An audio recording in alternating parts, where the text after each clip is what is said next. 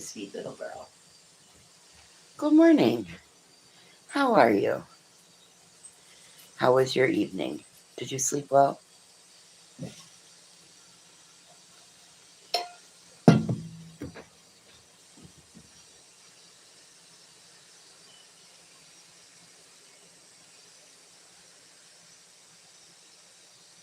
We're making coffee.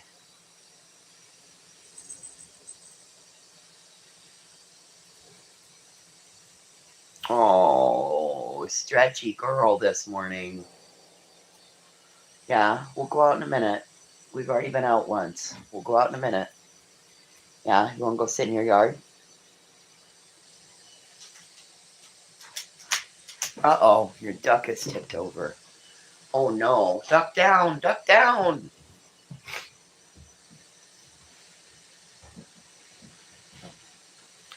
Good morning, Spitfire. I'm okay. I'm okay.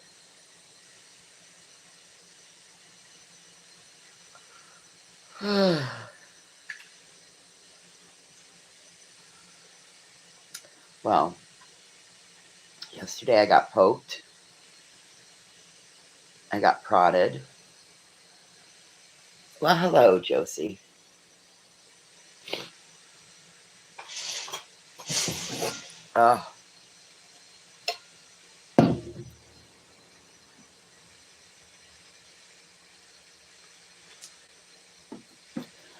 Oh, listen, it's understandable, honey. It's no big deal. We'll talk later about it. I was frustrated last night. Just super frustrated, but I think I got it figured out. I don't know. Maybe not. I'm sorry you were arguing with mom. Oh, your son. Oh, geez. Uh-oh. Well, we'll catch up in a little bit. We'll talk. We'll do telephone coffee. Hang on, sis. My coffee's not done yet. We're not going out till the coffee's done. You've already been out once. You already pooped. You already peed. I know you're playing now.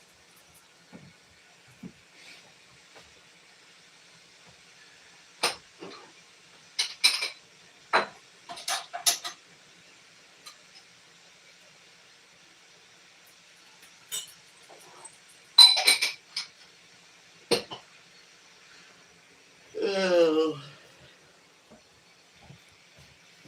Something I did yesterday made my back so angry, and I don't know what it is. I just don't know what I've done. Mason's already been out and up this morning, and the wind is coming from that side of the house today. So we've got a fan blowing it in because it's supposed to be another 85-degree day. It was 93 degrees here yesterday. 93. My air conditioner got taken by my last landlord. So we are trying to make it through in this little tiny house. We are trying to use the cool of the evening air and early morning air and then shutting the house up. Yesterday, it stayed cool all day. I was actually really impressed, like refrigerator cool. So it's all about getting it closed up before the heat of the day kicks on. And then it stays pretty decent in here.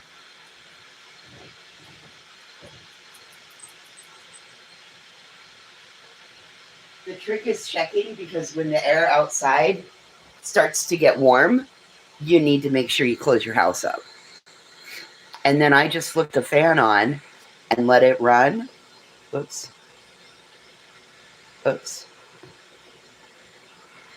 I just flipped the fan on and let it run. And then it was good to go. And then it was totally good to go. Oh, that's our sign. It's done. Good morning, Snack Pack.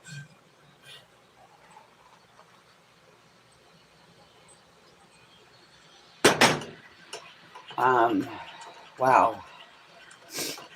We thought yesterday was bad. And then yesterday just progressed on. And then we learned what we learned about yesterday. How am I this morning?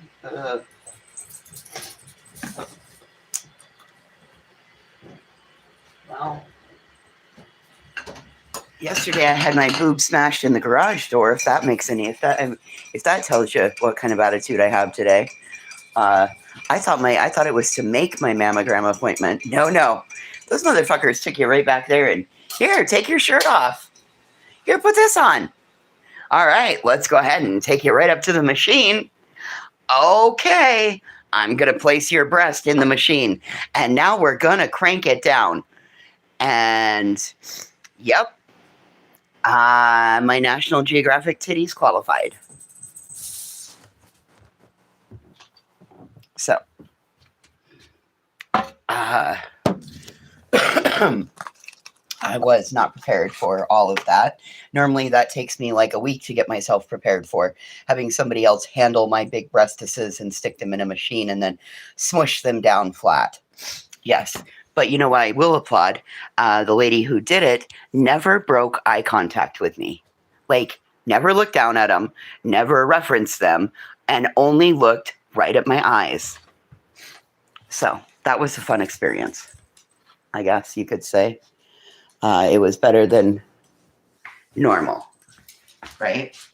Could have been way worse, right? Absolutely. Right. It's only that damn frog face bitch with the bulging eyes.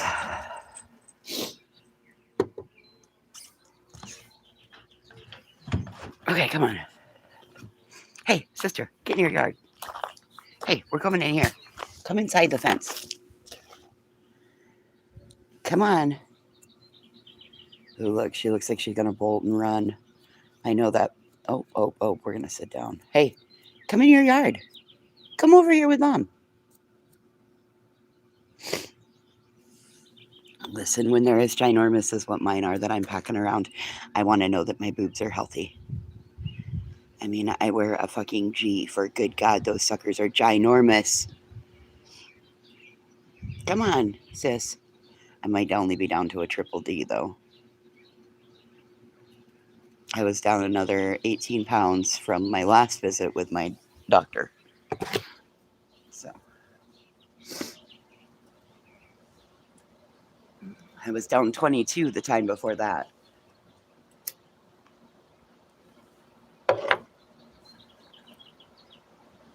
That's almost the 40 pounds that I needed to lose to be able to have my... That's almost the 40 pounds I needed to lose. Well, it doesn't feel great, Snack Pack. Why do you think by about halfway through my day, I'm like, I got to take my bra off. You guys are just going to have to deal with it. I got to take my bra off because I can't wear it. It hurts. I feel like a horse being saddled. And it's right across where I have two collapsed.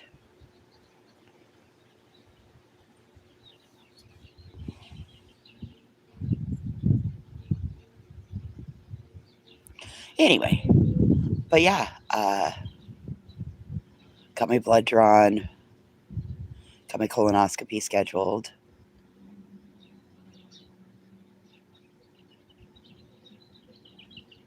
I'm still not sure if I have to. Good morning, B. Frank. Oh, I would love to have a reduction, Snack Pack. I would love to have a reduction. I would love it if they could just do that thing where they roll your boob back up on itself and then reattach the nipple, like up where it's supposed to be. National Geographic titties.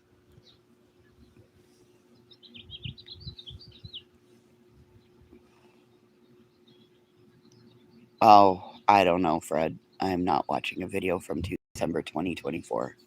I'm not doing it. I'm not going back there. She said nipple. Yes. I just want them to roll the boobie back up to where it used to be.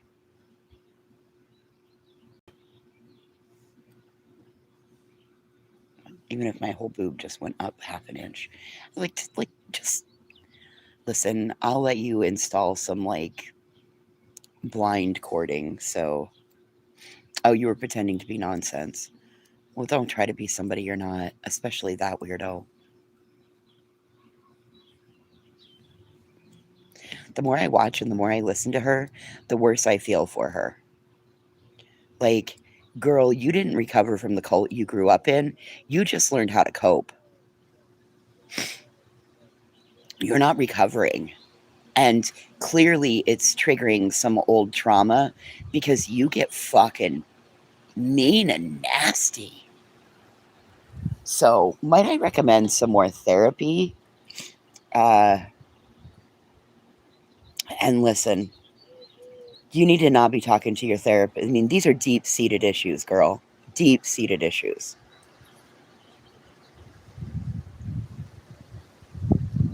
So, that's my take on it. The girl's just as broken and damaged as she was at whatever age she was when she escaped her fucking religious cult. And she's still that broken 17-year-old girl that thinks that by making a notebook full of notes and plans, that that's how the world's run. No. You know what's crazy? The more I'm around people out here, the stronger you can see the mental illness is or the trauma that they grew up in. They're not doing a very good job of fixing that trauma because they're bleeding all over others, in my opinion. That's my opinion, though.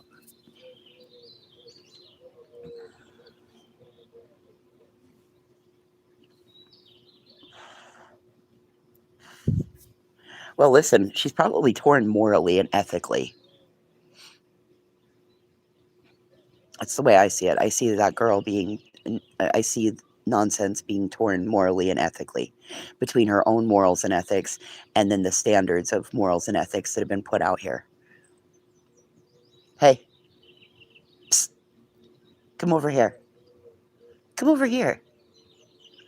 No, don't go that way.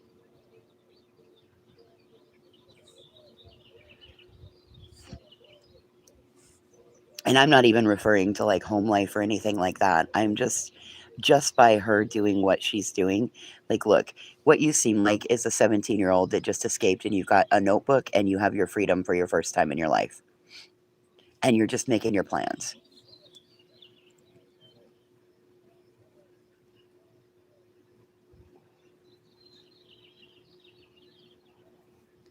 Well, stuck back, that's why we stay over here and do this.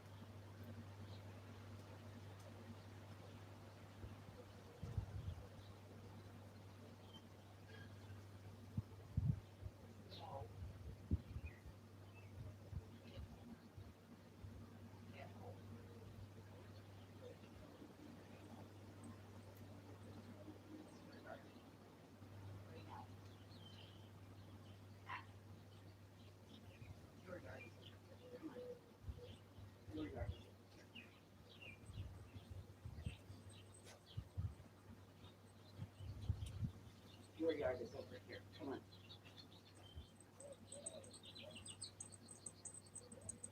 Yeah, get in your yard.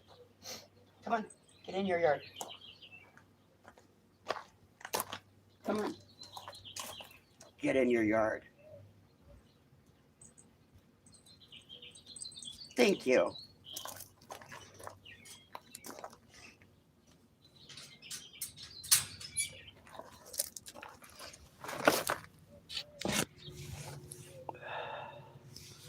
Naughty little Nacho. You naughty little Nacho.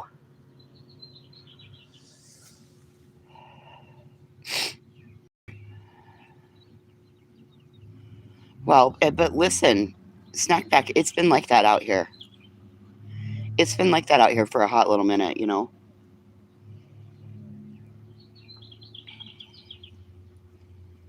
And that's just why, like I said, that's just why we just do this every morning. And we do. Oh, yeah, totally snack pack. But at this point, you know what? Here's the deal. They're making money off of it.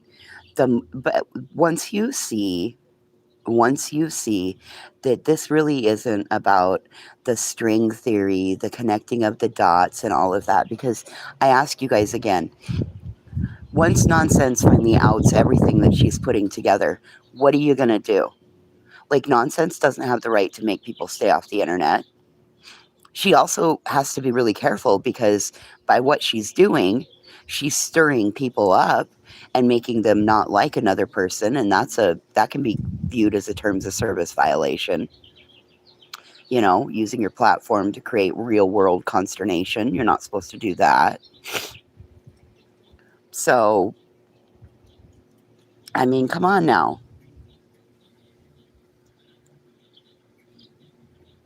Mm. Nope, here's the deal. If they want to get into those messes, I'm fully, fuck it, let them get into the mess. And then when they get into that big deep mess and they're up to their neck when alligators and their assholes getting eaten, then I'm going to point and laugh and probably put my camera on them.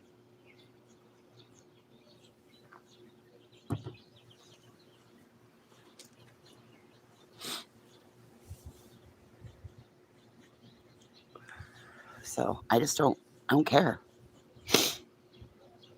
Well, and that's exactly it. Listen, the truth is relevant to who you sit with. And that's the one thing people aren't taking into consideration out here. Truth is relevant to where you sit. So the people that sit with Clue, Truth, Cletus, all of them, they see truth one way. The truth one way, right? Not to be confused with see the truth or um, one when as one way. Okay.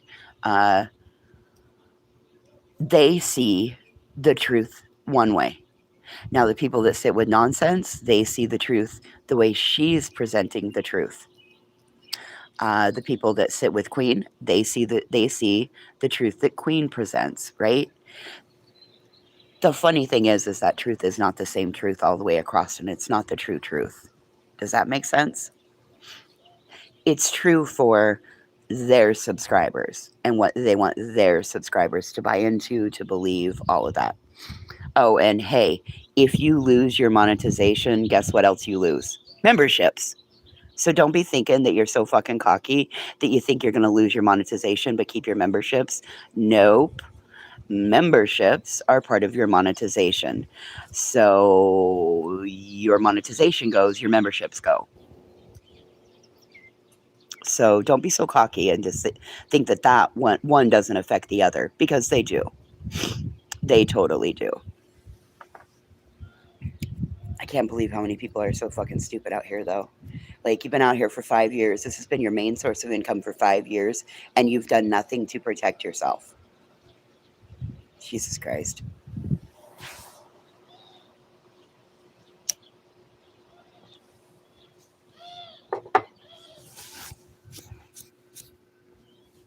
But I'm gonna say again that the truth is the truth is with who you sit with, because certain people don't see the same thing that others are putting out.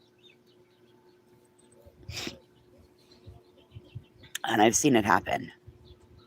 You know, Queen's people get 2/3 of the truth. Nonsensus people get 3/4 of the truth, and Clues people get like an eighth of the truth.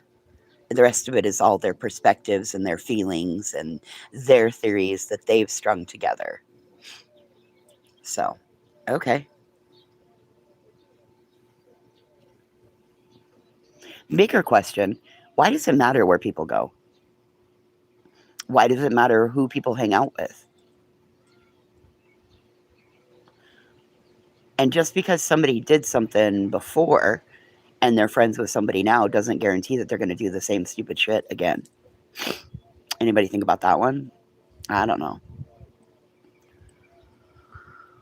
Oh, God. Y'all are a bunch of middle-aged adults out here, and you can't think for yourselves? Who the fuck tells you who to vote for? Who tells you when to go to the grocery store and buy groceries? What the fuck is wrong with you guys? Do you have to clear that? Do your favorite YouTube creator too?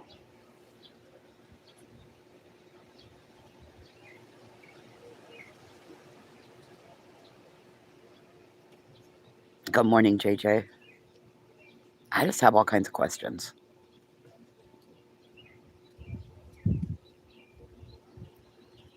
What are you eating?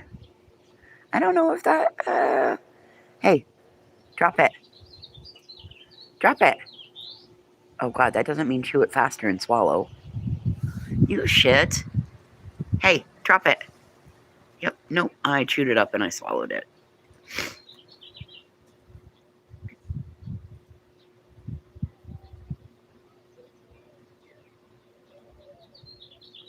Well, there's that too, Fred.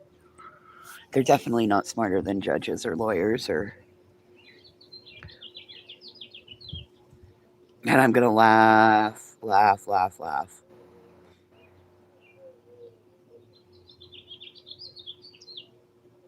Right, Snack Pack, but did you also listen to, like, BJ didn't go to court yesterday and got a failure to appear?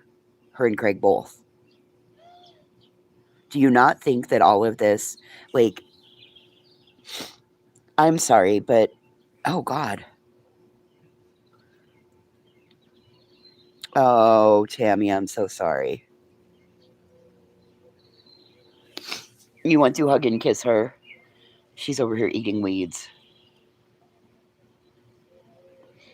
Listen, I don't know, but that's scary. Like, the one thing you don't do is you don't fuck around with the court system. Look, there are lots of... Hey, what do you got? Oh, you got a mess going on. There are...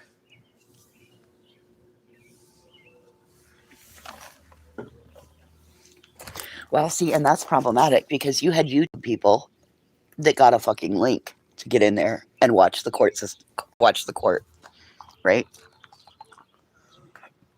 So that's a little problematic.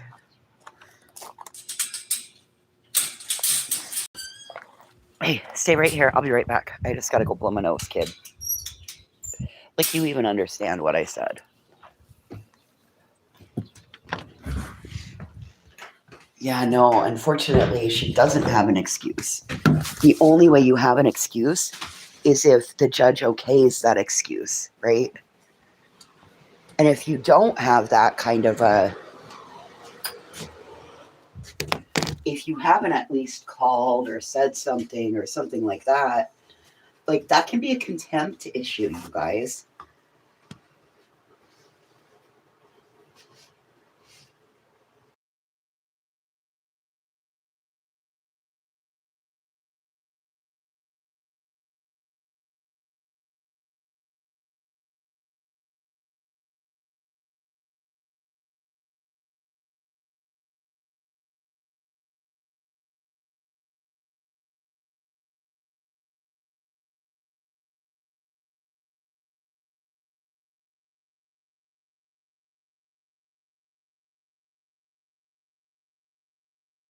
Okay, quick question for you guys.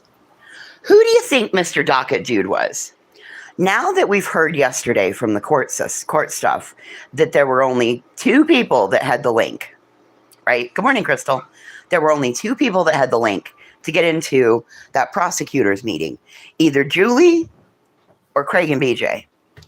Who do you think gave that link out? I have my own suspicions. I personally believe, I'll tell you my theory.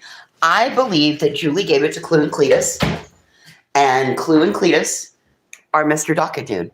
That's what I believe. I'll say it. I'll say it all day as the day is long. Who are the only 2 that try to act like that out here? It's okay, Snack Pack. You're fine. This happens a lot. This happens a lot out here. This happens a lot on our conversations. Is that what you believe? If you believe that, put a 1 in chat.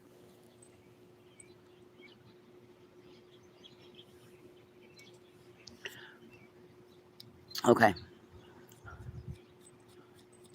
Well, that's because you guys are a bunch of critical thinkers and I don't control the way you think. Look at you guys thinking for yourself. All darn day. Sure did. I sure did. All darn day. Yep. Oh, yep. Yep. You believe it was the Jackson person spelled differently. Well, wouldn't that be a great thing for somebody from the other side to do, is spell her last name Jackson differently? We know how devious those people are. And they don't play by rules, right? They said, fuck your rules. I don't care what the rules are. I'm not playing by them. Well, if you say you're not playing by them, then I'm going to say it was you all day long. It was you. That's my assumption. That's my guess. All day long. It was you. Shady people doing shady shit. Like I said, for me, the shadiness is we never saw what came in versus what went out. We saw the outs, but we didn't see the ins. And then suddenly, businesses got started. Huh. Did you misappropriate funds for a missing boys Blipboards? I wonder. Lots of people wondered it back in the day, too. Suddenly you did the Blipboard scam and then poof, 3 businesses got started. Imagine that. 4 if you count that moron elevated dick issues.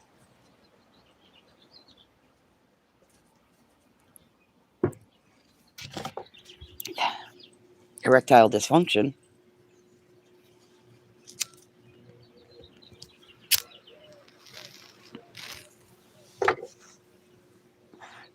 But y'all didn't want to question that. Elevated dysfunction. There we go.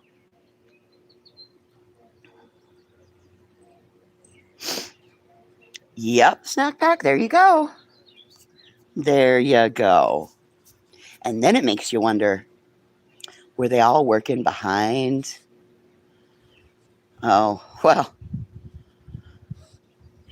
Listen, I could understand if, like,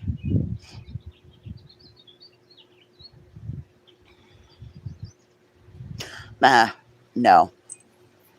I think it's his own ego that's elevated. Maybe it's overinflated. But I find that to be true. I find that to be true with men that are under 5 feet tall and lose all their hair and then sound like a chainsaw. I find that to be true. I mean, he fits right in with a whole brand of people where I come from.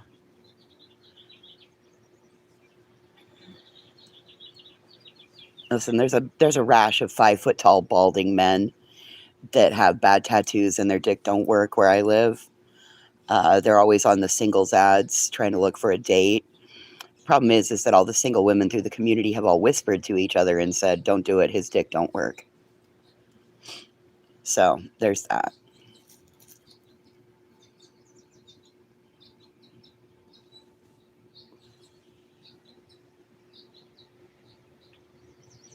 Anyway, what are the discussions we have? There you go, Fred. Overinflated ego, underinflated penis. Because he doesn't have enough blood to run both at the same time. Well, and that's why we talk about whatever we want to talk about, Snack Pack. Like yesterday, our whole conversation was around C. diff.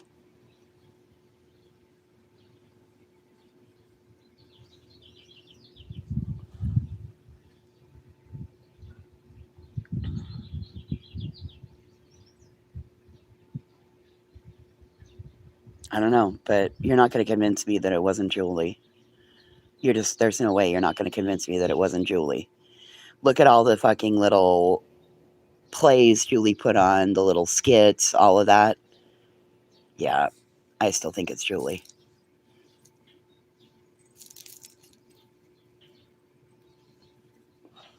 Now, there was one little piece that I did hear.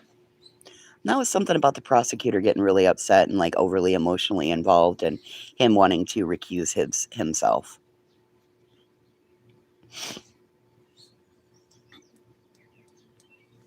Well, if he feels like he's overly involved, then recusing himself might be a good thing.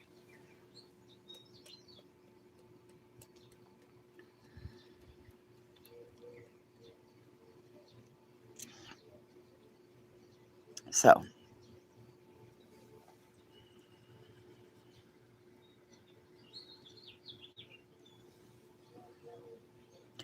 well, okay, so here's the one thing people aren't taking into consideration.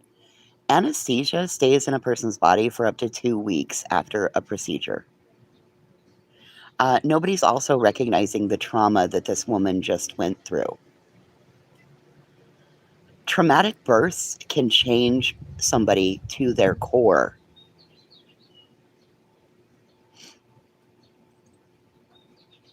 People are also not realizing, they don't want to believe.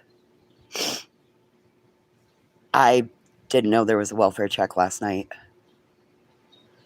But people are assholes. People are fucking assholes. Stop calling law enforcement on her. Leave her the fuck alone. It's not your fucking problem. You know what?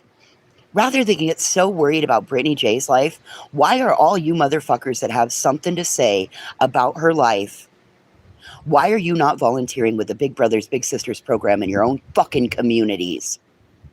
Why are you so worried about one goddamn woman?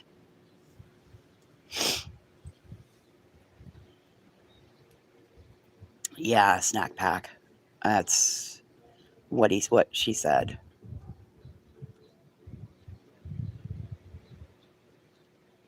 Seriously, if you're that fucking concerned about people and children, then what are you doing in your own goddamn communities to make a difference for people and children?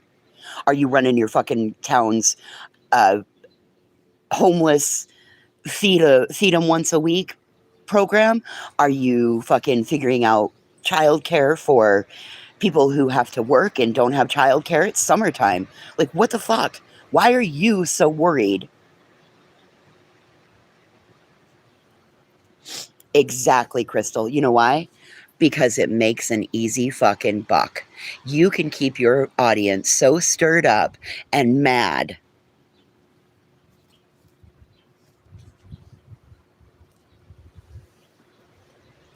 JJ, did you have problems bonding with the baby? Did you, every time you took care of the baby, did you think that it almost cost you your life? Because that's a lot of times what happens with women when they go through a hard pregnancy. Anybody think about that? That every time you go to try to take care of the baby, you're reminded of what you just went through?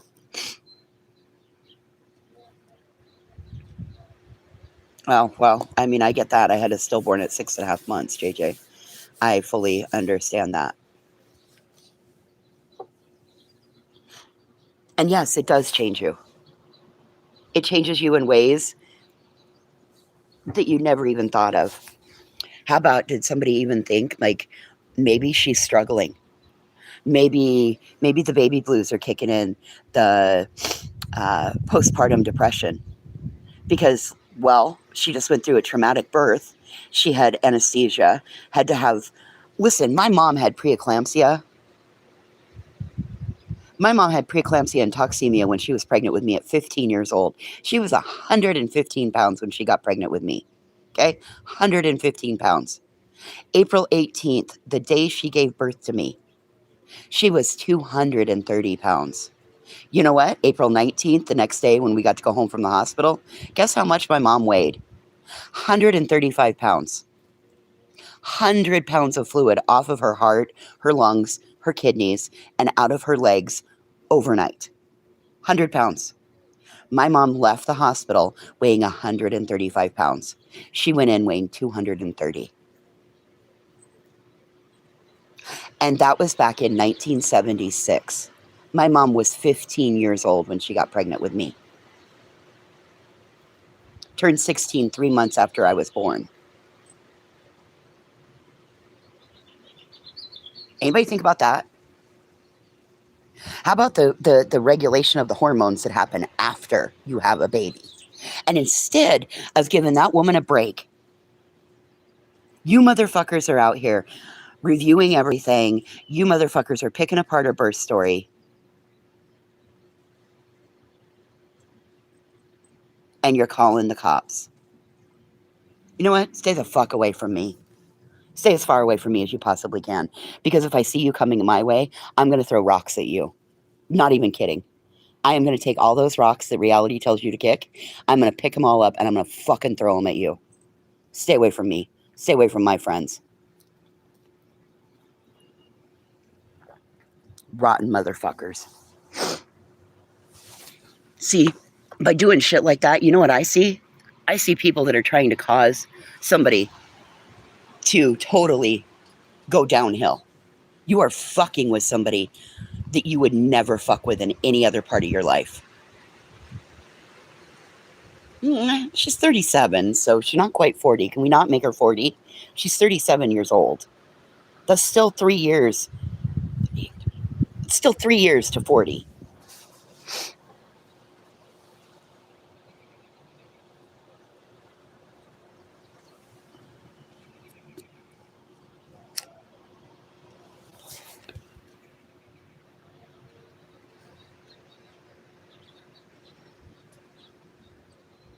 I mean, I stayed 49 right until the day before my birthday. 49. 49 and 364 days.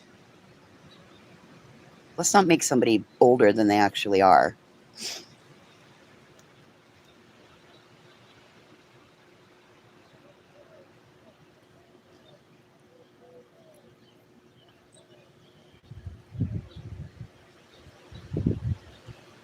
Right? I'm still 49. I'm holding on to that. Now I'm 50 plus. I am 50 plus almost 30 days. It's the 14th, so okay. No, nobody should be calling the police. Here's the thing. You placing that call to the cops, are you trying to get all the kids taken away? Are you trying to do that? Are you seriously trying to use this platform to impact somebody's real life? Or is that what you're trying to do? Because that's what it looks like you're trying to do from where we sit.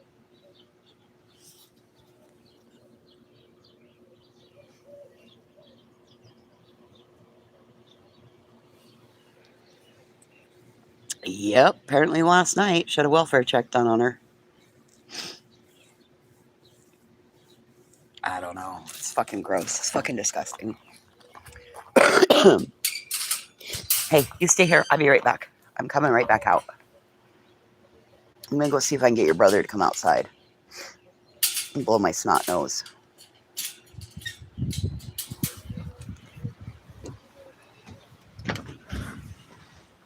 Oh, well, listen.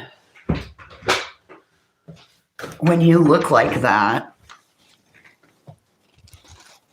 when you look like a fish with bug eyes, and then you have Mr. Fupa Pants, seriously, come on now. That's all they have to do to wish on people is death.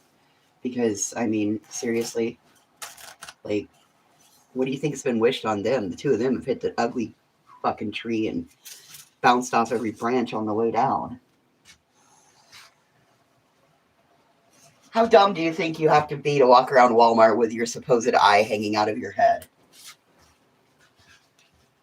Like, the average person would feel that something wasn't right and exit the fucking store. Not a normal person isn't going to continue to fucking handle the goddamn cart and do their shopping through Walmart. I mean, nobody ever asked, how did you drive home? Right? Because stuff like that, reinserting an eyeball, like you could end up losing the eyeball. Like, don't buy that bullshit. A bitch's lips are moving, either set of them, upper or lowers.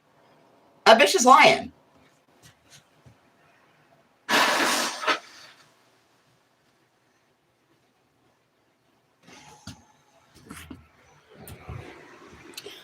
You know why Clue has two sets of lips? So she can piss and moan at the same time.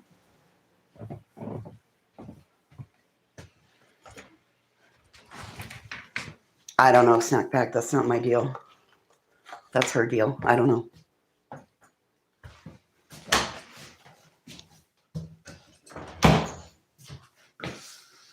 Telling you, nobody believes the bullshit. But the one thing everybody does believe, is that you guys were behind the Mr. Docket Dude account, and you're not going to convince any of us otherwise.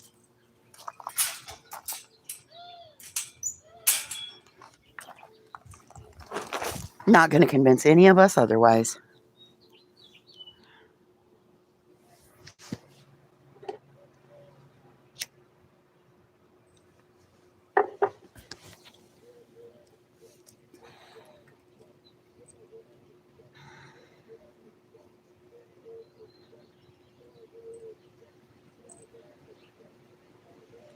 Well, I mean, she should have done that. But now, if you think about it, if she were having the health issues that we're learning that she had that caused so many pregnancy complications, like, you don't just wake up one day with preeclampsia. I mean, you kind of do, but there's other signs that are going on.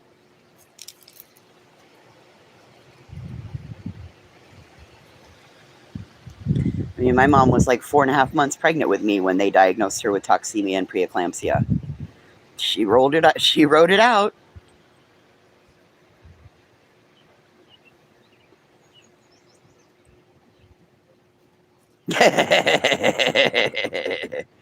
Yeah, I don't know. She didn't attend the court. I don't know what was going on. Hopefully she gets her shit straight.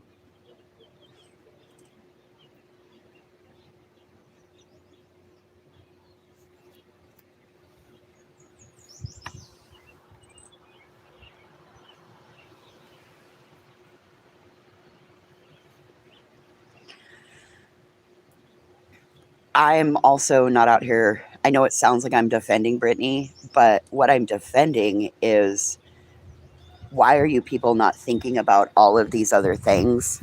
You want to say that there's so many nurses and all of this out here. Why aren't you guys speaking up and saying, hey, this can happen? That's why I'm out here saying what I'm saying.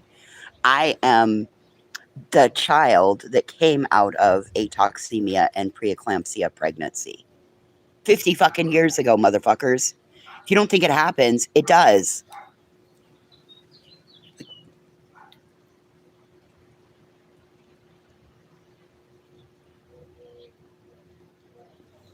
Well, a smart person would, but I can't guarantee that everybody's as smart as the rest of us, JJ.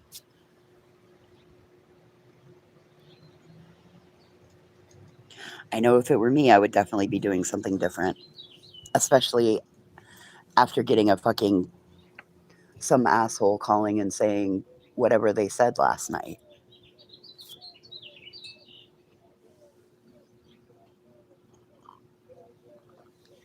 Listen, I keep going back to, do you remember when Julie did the family tree for them? How do we know Julie didn't find something out? We don't.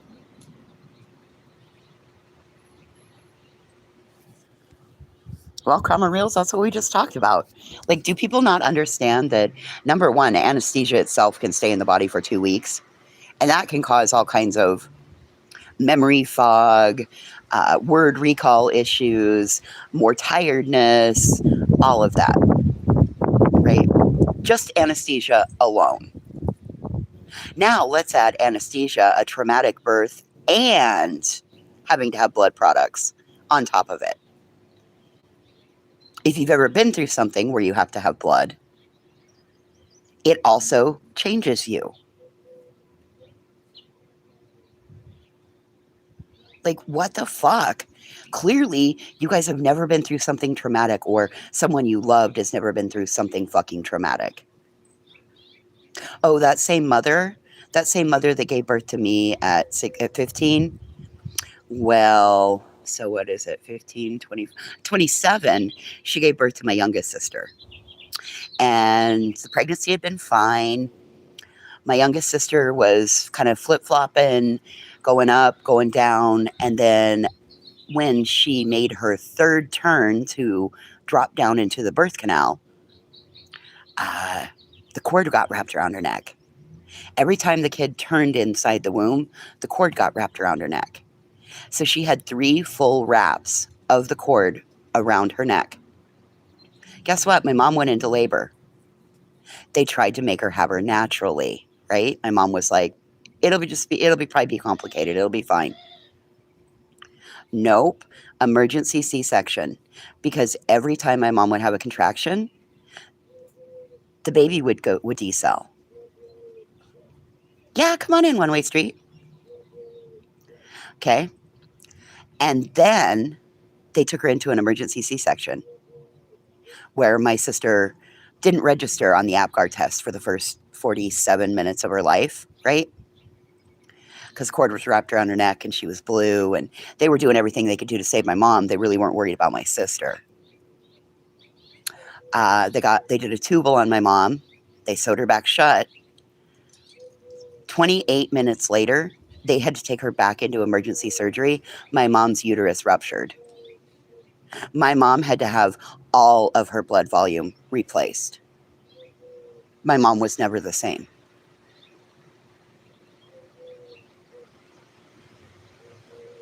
Yes, anemia causes memory issues. Abso-fucking-lutely it does. Absolutely it does.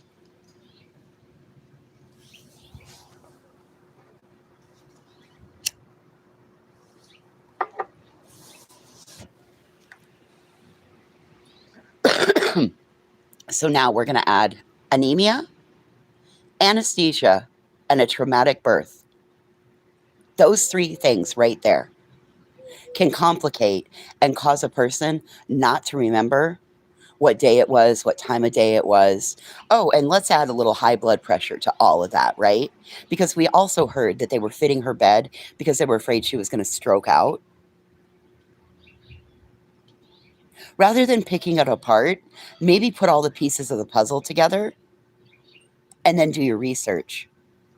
Because what she's told you is enough to figure out that the girl had toxemia, preeclampsia, and probably some bleeding issues.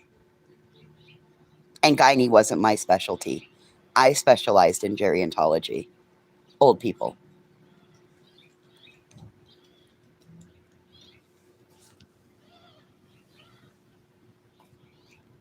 Well, listen, there's enough bullshit out here, One Way Street. There is enough bullshit out here that we don't need to fluff anything over here. We can call it for what it is. Research? They don't do research. Well, I mean, they do research, but they just don't do it on the proper topics, right? In our opinion. Okay, sis, let's go inside.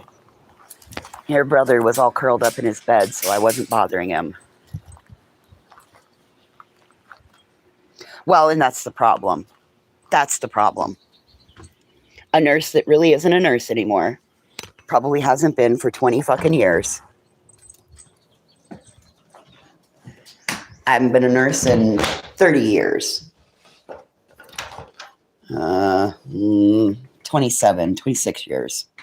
There we go. That's a better estimate. Not quite 30 years yet. But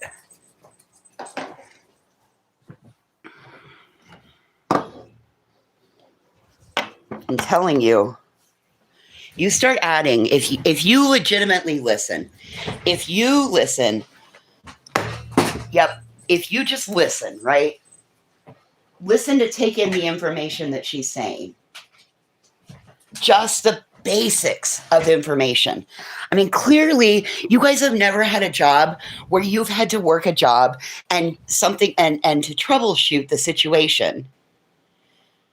You guys got a ton of information thrown at you, and you had to sort through everything that was in that pile of information to come up with what was going on. And it's very clear you have never worked a job like that not tech support, anything like that. Anything with troubleshooting. You've never worked a job like that. Like, it's very clear because you guys want to jump. Like, listen, if you guys were working a tech support job, this tech support company would be going out of business because you motherfuckers would be sending out new equipment left, right, and fucking center because you're not getting to the root of the problem. They didn't need new fucking equipment. They needed to power cycle everything. Does that make sense? Do those analogies, like, oh, God. I just don't get it. And furthermore, if it were you, if you woke up tomorrow and you found out that you, at your middle age, were going to be blessed with a child, would you want every asshole out here on the interwebs wishing your downfall and your demise? Would you want that?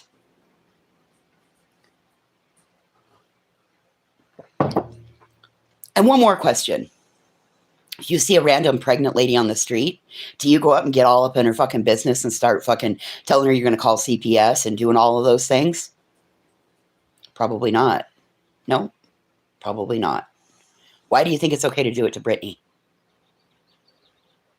Because what I see are two people with their fucking nose out of joint because they had to take some of their 10 grand a month that they were earning covering her and take that money and had to use it somewhere else.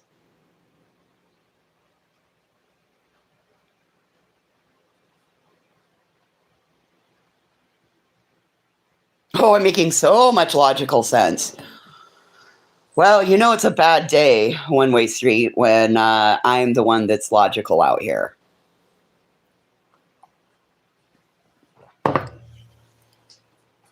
Well, I'm actually glad she showed him her belly because when she pulled her pants down, that proved that she had an elastic mark on there.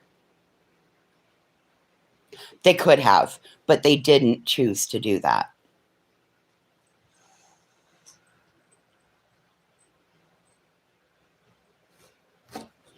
You're right. They could have. They didn't choose to do that.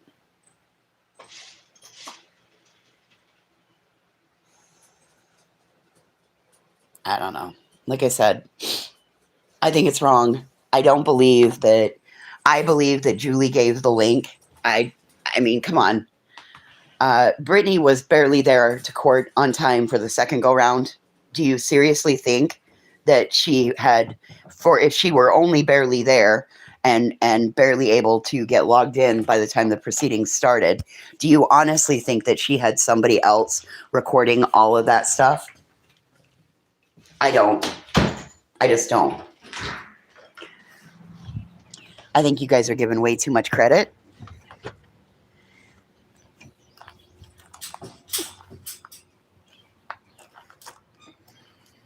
That's my point, Snack Pack. That's my whole point. Like, that was all starting and going on well before Brittany ever got there. And you could tell that when she got there, she was running late. And the red that you see in her house, that's because she has blackout curtains. I have the same curtains. They just don't have the rings at the top. I cut the rings off and I made a pocket for them. And I have the same ones. And when the sun shines through blackout curtains, guess what color it sends into the room? Red.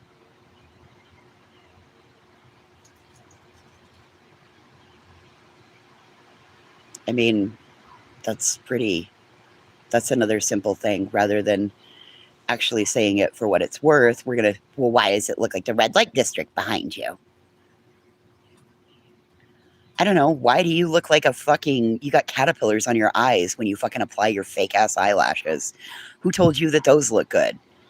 Like, cow eyes don't look good on a human. Cow eyes look good on a cow.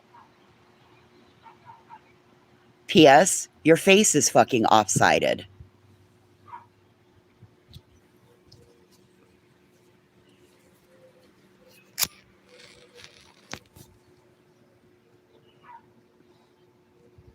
Sis, quit.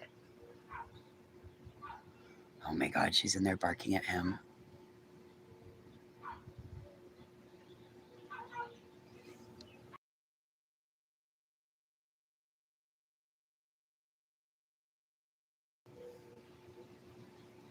Get her a stick. So she didn't like to be out here. She wanted to go in. I take her in. I can hear her. She's running all over the floor.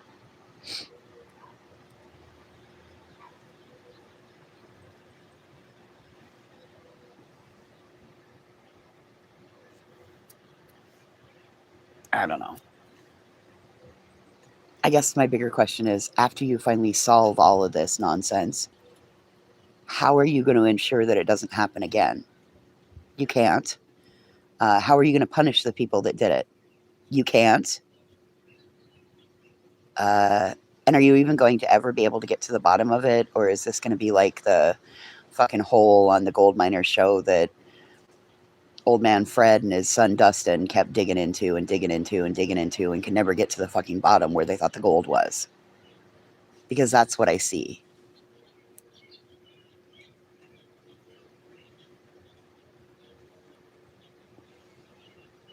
Plumbing and paint. Oh, I'll be around.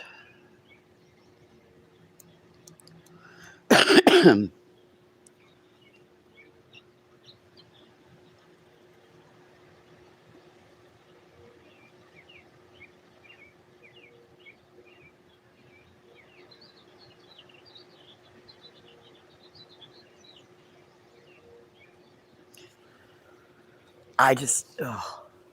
And shame on you motherfuckers that keep saying that the baby's in the NICU. Shame on you motherfuckers.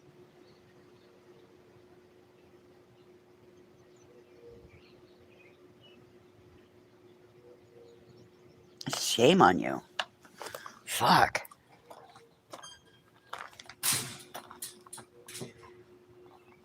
Acting all Oak Island was stupid.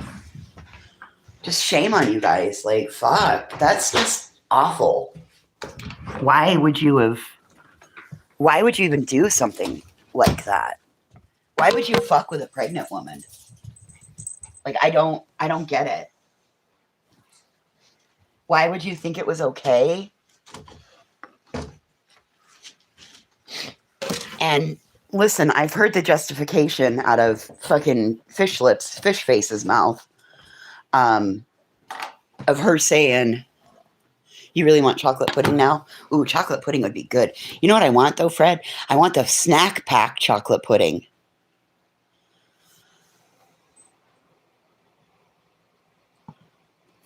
I want the ones in the old kind, in the in the little metal can with the tin ring that you opened. You had to pop the ring and pull it back, and it was just in one of those little cans. That's what I want. I want a snack pack like that. Uh-oh. You turn that. What did we do here? Oh, it's half unplugged. That's what happened to it. Man, my back feels like I was beat up one side and down the other with a fucking stick yesterday. Oh. Yes, the ones you sliced your finger on at lunchtime. So when we were kids, Grandpa sometimes would keep our spoons, and then we would have to eat the snack pack with either the lid or our fingers. I think he was just seeing exactly how messy we would get. I have a cousin, my cousin Trenton. Oh God, that kid, he was blonde hair. We never really cut ourselves on him, but maybe because we were, I don't know. I don't know. I don't ever remember getting cut on those. Puddin' when she got pregnant with you and you were his snack pack. Oh, that's super cute. That's super cute. I have a friend that I call Poodle. Lunch ladies were freaking out. Blood.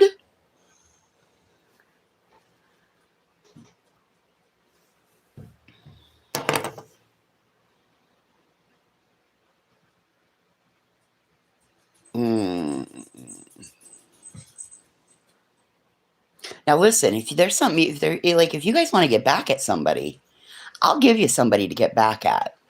My former landlord stole my air conditioner. You want somebody to get back at? I'll gladly give you all of his information. You can fuck with him. Say all the mean things. Like, you guys should be more outraged than I am. You guys are the ones that helped me buy the motherfucker.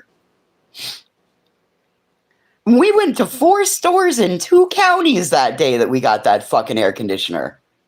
Ah, assholes. That day was a fucking nightmare. It had been so hot. It would be a whole biohazard now. No, the trash bag wouldn't be a biohazard now. Oh, the snack pack. Oh, yes, snack pack. Yes.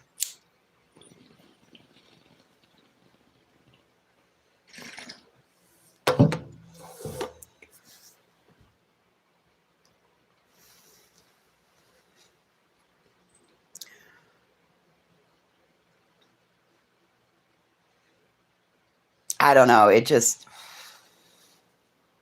just too much. It's just all too much.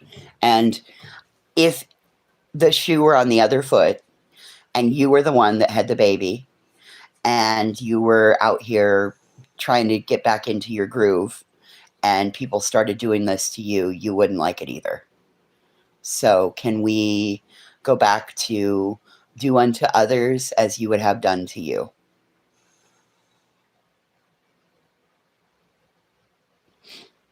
Yeah, I figured that one out. I went back and read up in chat. I was confused for a second. I was like, wait a minute. No, the air conditioner's not a biohazard yet.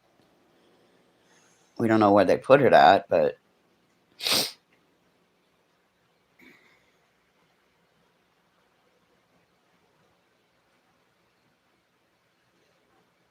Anyway.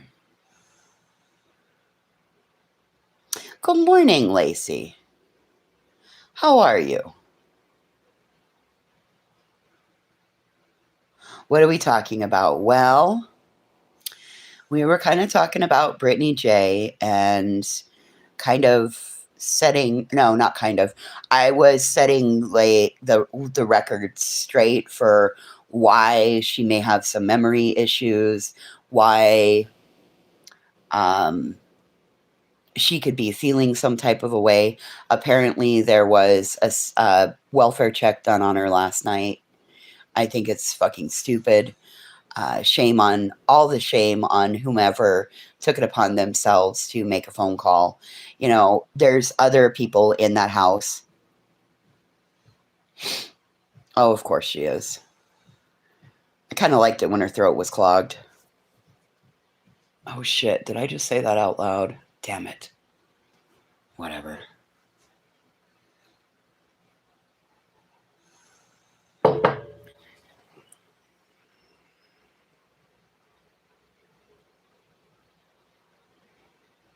Oh, I mean, absolutely. One of the things that I had talked about this morning, Lacey, was do you think that maybe she could be struggling because it was a traumatic birth?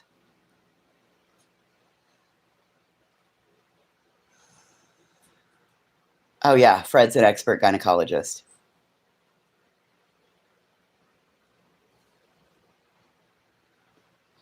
Well, and with that, Lacey, she needs to be careful because that isn't gone yet. Hey, Cocoa Pop.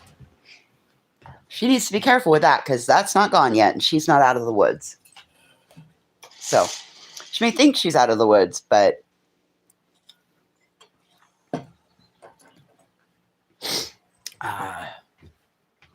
quite probable she's not. Because it takes several months unless you actually have a fecal transplant. Again, speaking from experience, yeah, she sure made a speedy recovery. Like 5 days in the hospital with C. diff. Yeah, that's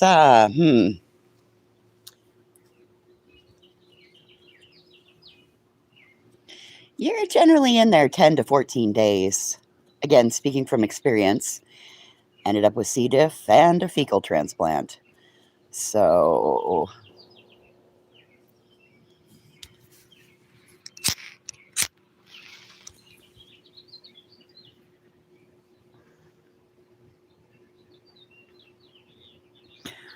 I said yesterday I wouldn't wish that on my worst enemy because she already has it, so no worries.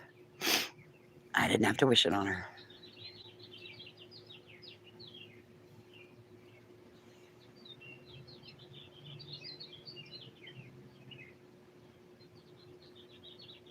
You're cuckoo for Cocoa Puffs, chocolate snack packs, and that's what I was just going to say, JJ. Clearly, clearly, I'm going to question if it was actually C. diff because, well, 5 days. Uh, Sounds like it was something else. Again, heard all kinds of rumors from that, but uh, clearly it wasn't as bad as what it could have been because guaranteed too much screaming will cause you to shit your pants after C. diff. You get up too quickly and you'll shit yourself after C. diff or while having C. diff. The shit just squirts right out. So sometimes all you got to do is bend over and you shit yourself when you're going through C. diff. So, yep, plus isolation once you get home. You are not to be back in general population in your own fucking home. You need to be cleaning every time you go to the bathroom. You got to be bleaching the fucking toilet. You got to be bleaching everything.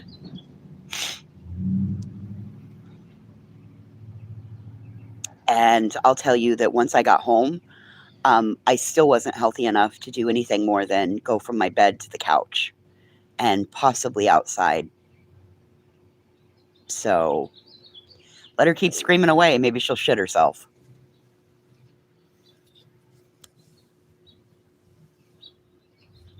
The other thing about that, when you have C. diff and you have to have a fecal transplant um, to get over it, your stomach also makes this one hell of a noise.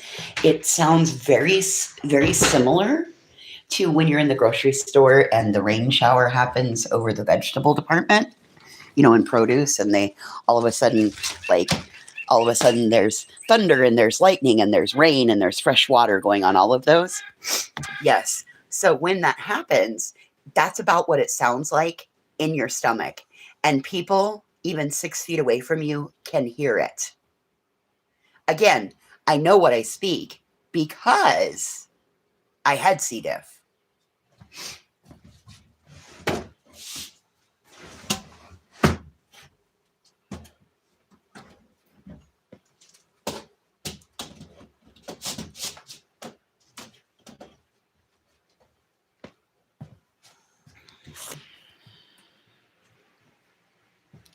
Well, I mean, I don't know if it's actually full of chemicals on our veggies, but I don't know what's in that water, but I know I definitely. Yep. And if you eat something, God for fucking bid.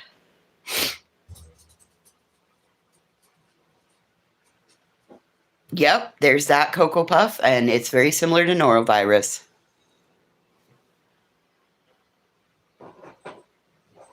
Lacey, I'm with you. I know, turnabout's fair play. I get it. That's why I didn't go in hard. That's why I stayed surface level. Listen, I'm not willing to stick my toe in that C. diff pool. No, I'm not.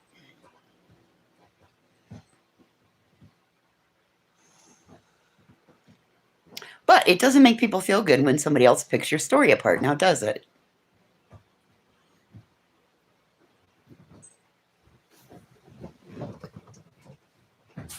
Doesn't make anybody feel good, does it?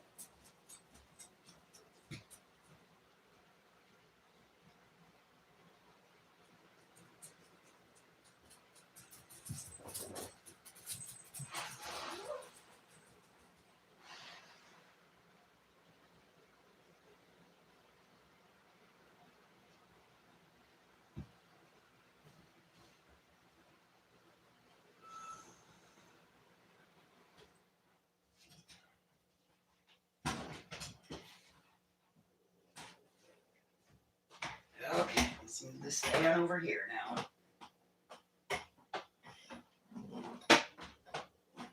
Sorry, I gotta move fans around. Sorry.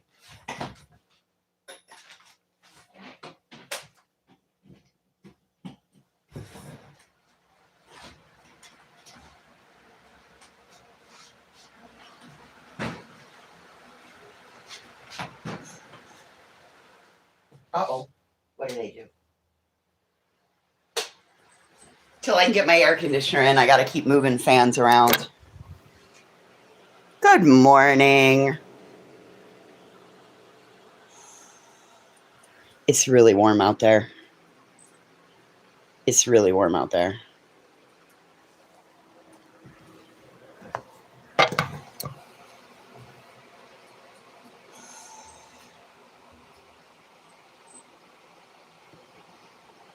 Oh man, you have to bleach the toilet after each use, because if you don't, and say it was explosive, like, oh, thank you, Cocoa Pop.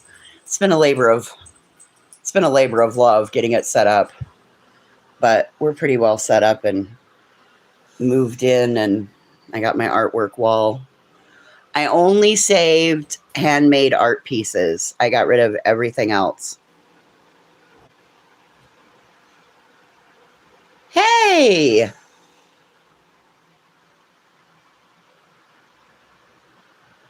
Ooh, Candace, you working girl, you?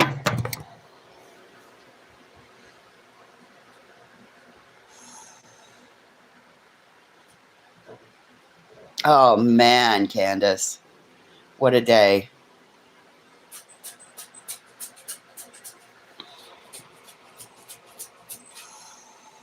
Oh man, Lacey, we had that a couple days ago.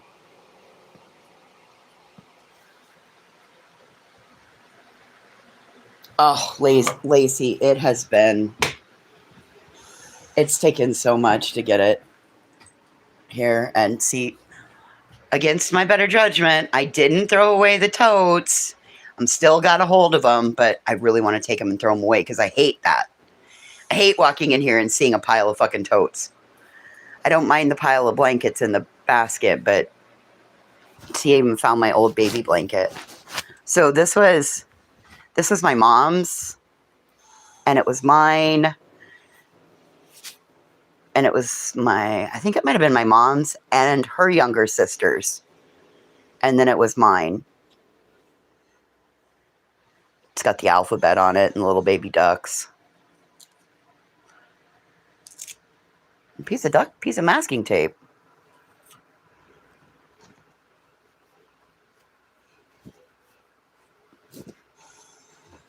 So, yeah. Over there is kind of messy, but we got the closet hung, and look, the rod didn't fall down even after we put the wooden one in. So, it's nice. It's tiny. But you have a toad addiction? Good. Come get these, Cocoa Pop. Come get these motherfuckers. They're yours. That was my family inheritance. That was what I got, where each one of us grandkids got a dozen totes. Some of them were full. Some of us took empty totes. Mine happened to be all fucking full. And then there were a whole bunch of little totes, but when I got mad because my air conditioner was gone, I walked off and left those. I didn't care. I think I left the Christmas Village too, but I don't care. I just don't care. I don't know where I'm going to put a fucking Christmas tree in this house. There's no place for it. I did, my pretty green tree that you guys always compliment on every year? Well, you want to hear the full story about that tree? So that tree was made by my grandma's best friend. My grandma's best friend died in December of 2008. My grandpa died in April of 2009. So my grandma and her best friend's husband, which my grandpa and her husband were best friends, they ended up together. And so when they split, when Ken's health started to decline and his kids came in and stepped in and got involved and said, Ken needs to go to a nursing home and you need to move out, they packed all of my grandma's stuff. And in my grandma's stuff was that little green ceramic Christmas tree. So fast forward all these years. I mean, that was like 5 or 6 years ago that shit happened. And I've held on to it. I've put it up every year at Christmas time.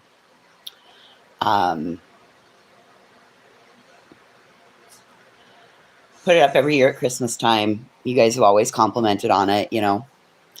So I move in here, and the gal across the street is the granddaughter to my grandma's best friend. Well, we had a little bit of a getting off on the wrong foot. And at that moment, I was like, well, bitch, I was going to give you your grandma's handmade ceramic Christmas tree, but now you're going to be forced to look at it all year long while I put the motherfucker up in my window. Then some time went by and we had some conversations and things went really good.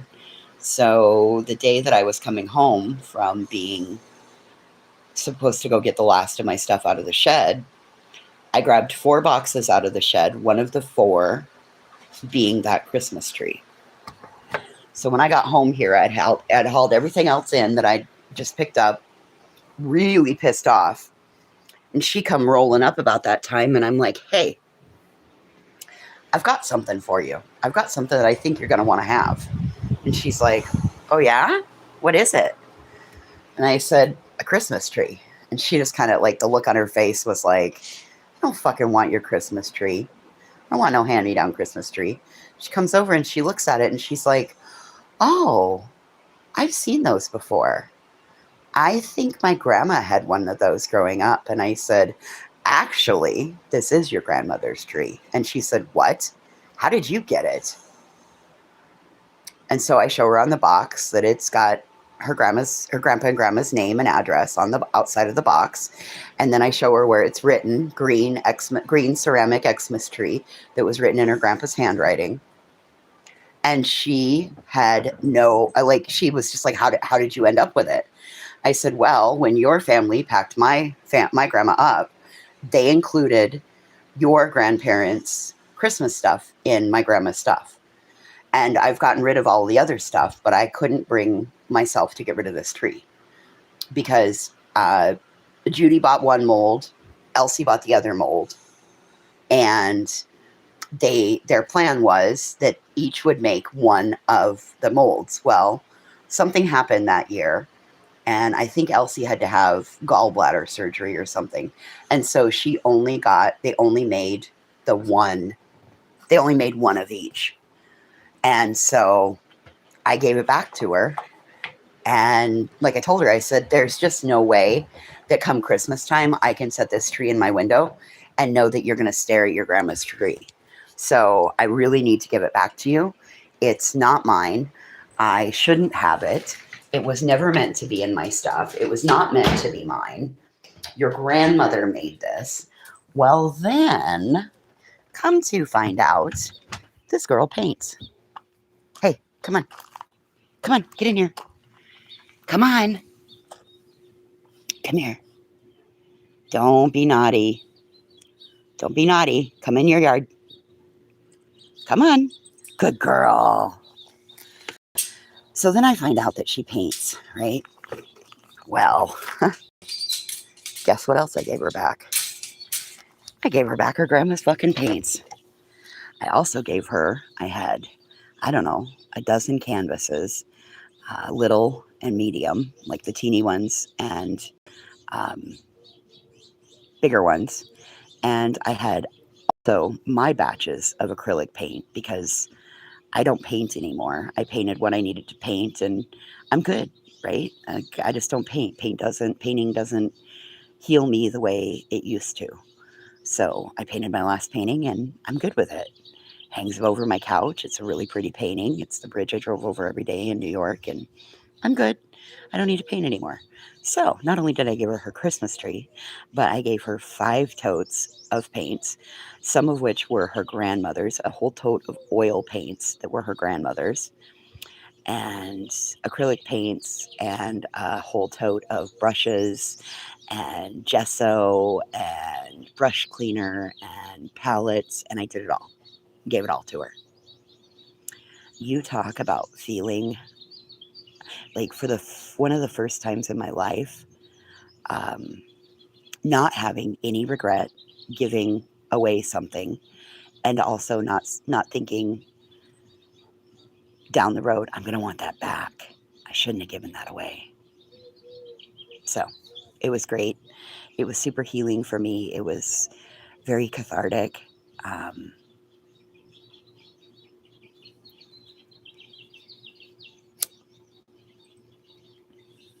mm, a miniature Italian greyhound. Oh my God.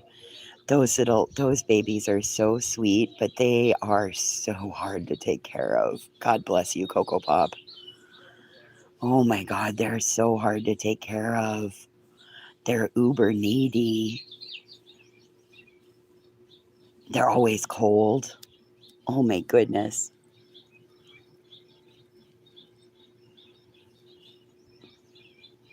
I had a friend that had a miniature Italian greyhound that was a retired racing dog. Oh my goodness. She used to have to take him out, and like he still wanted to run and train.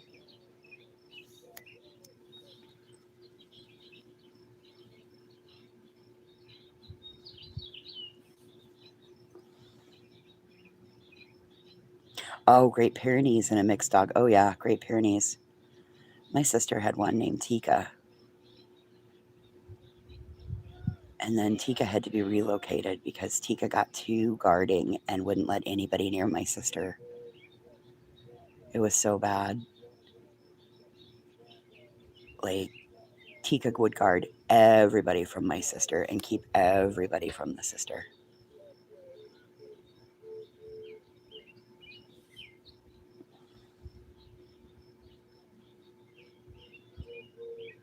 It's got a nice cool breeze. Oh, you had Weimaraners. Oh. Well, dog moms, keep Doodles in your prayers because Doodles has a. Oh, JJ, that's so sweet. Doodles has a little old lady dog that's not doing well. She's not eating or drinking, and so keep Sunday Doodles in your head or in your prayers. She's got a little 16-year-old that's not doing well, but she also the 16-year-old little old lady dog has a little man dog that's partnered with her, and now he's giving up too. So keep Doodles in your prayers.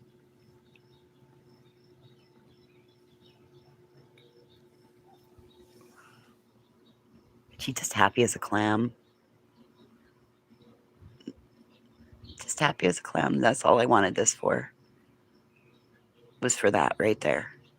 She wanted to lay down and chew on a stick. She could be safe laying down chewing on a stick.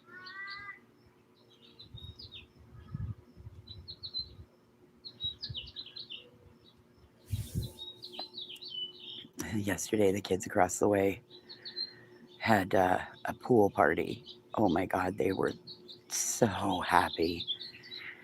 All you heard were little squeals and little kid joy.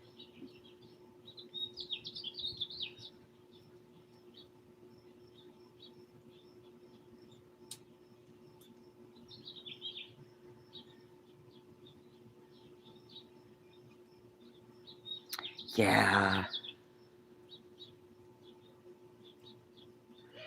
Isn't it crazy how dogs save us? We think that we're going to save them, and they end up saving us and fixing something broken in us. Isn't that just.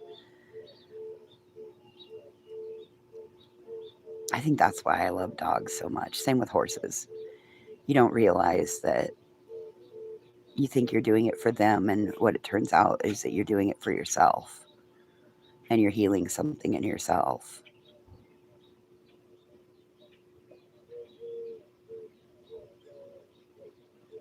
I mean, if I had a great big yard, if I had a bigger house and a fenced in yard, I'd have 5 little dogs.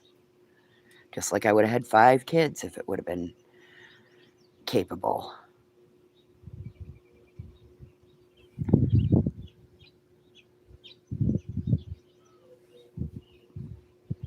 Oh, Cocoa Pop, they're working dogs too. God, Cocoa Pop, how do all the flashes and shit work on the screen for you? Oh, that's got to be awful, especially with some of these backgrounds that they have. Oh.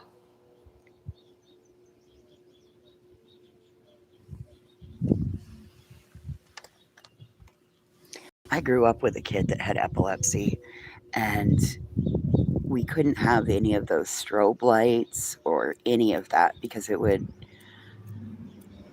throw Ryan into a seizure.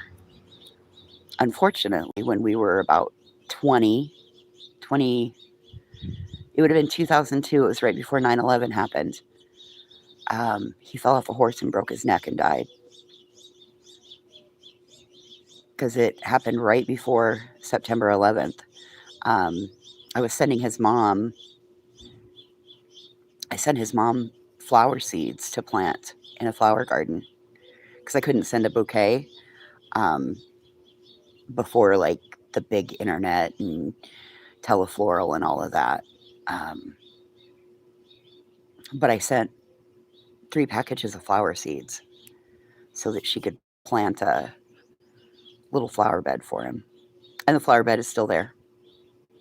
And some of the flowers grow on his grave.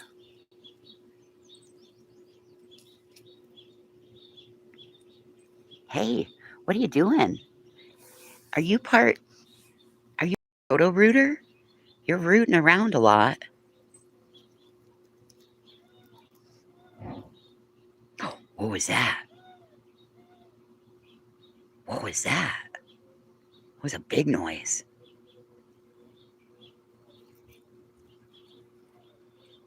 There's got to be something good down here. It smells good. Oh, what's that smell? Oh, it smells good. What's this? Oh, it smells really good. Oh, yeah. Oh, better dig in here a little bit.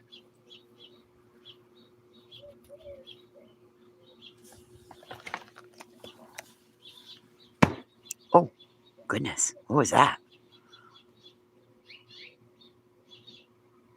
What was a rock?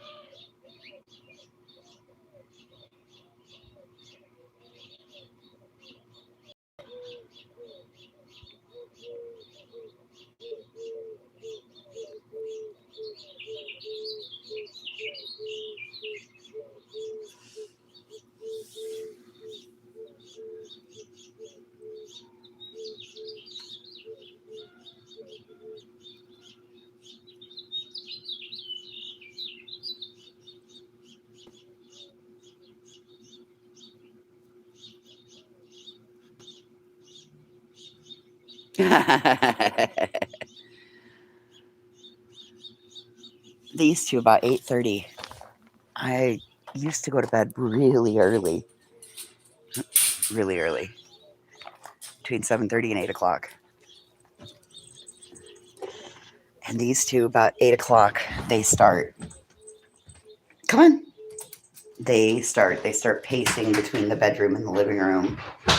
She goes up because she can crawl up onto the bed. She goes up onto it. Mason just paces. Mason hasn't figured out that even though I've shown him, he won't go to the little box at the end of the bed. So that's what these are for. They can jump up onto this, they can jump up onto that, and then they can jump up onto that, and they can get onto my bed. Mason won't, though. Mason refuses. Mason will not go from the foot of the bed onto there and jump down. He won't do it. He won't even he'll stand on that, but then he lays right down.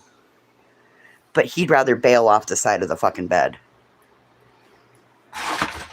And then that's her fucking basket, and that's my dirty clothes basket, but she likes to play in it, so.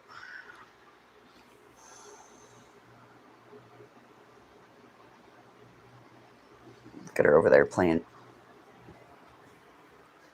What do you got? Anything good? Oh, no, you were burying a dog, a horse hoof. Burying a horse hoof.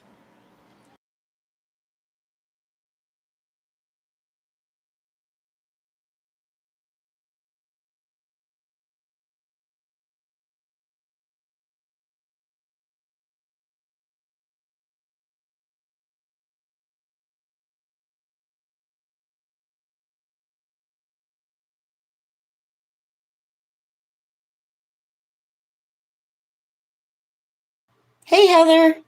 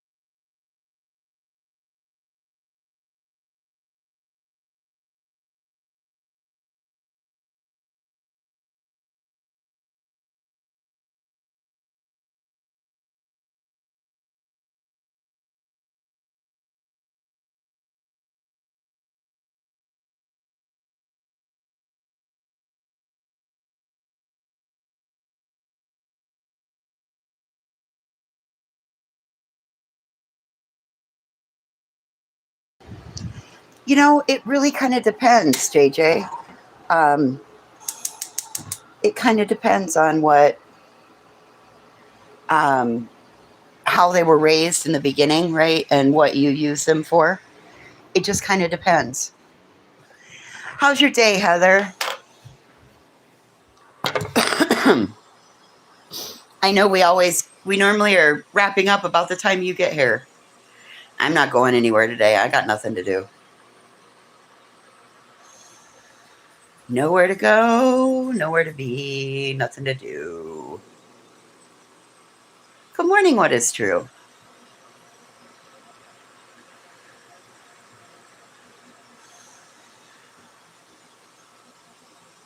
We've been cussing and discussing people all morning.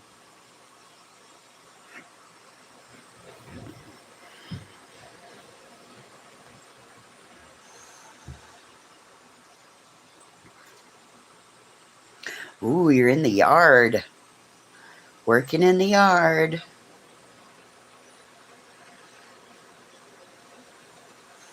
Did you miss anything good? I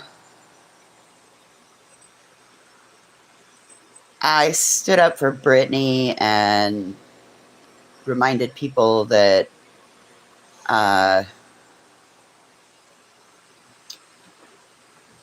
people seem to forget that anesthesia can cause memory issues.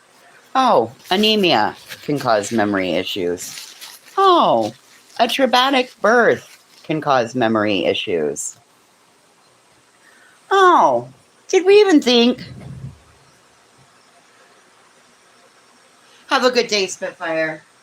I'll catch up with you later this afternoon. We'll do afternoon coffee. Did anybody think that maybe a traumatic birth event might cause memory issues? Because apparently somebody last night called a welfare check on Brittany. I mean, they didn't even take into consideration that there were the other two boys and Craig in the house. So what if she falls asleep online? Leave her the fuck alone.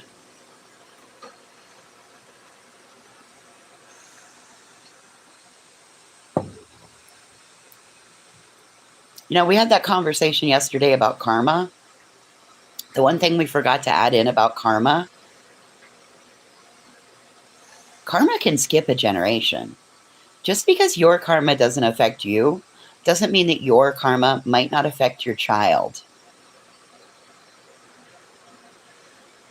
I agree, JJ. I don't know what is true. But we've been wasting them this far with her. We might as well waste for some more. Yeah, we also shared our snack pack stories. Took sister out a couple of times. I whined about how warm it is. After a seizure, you can lose your memory. Yep.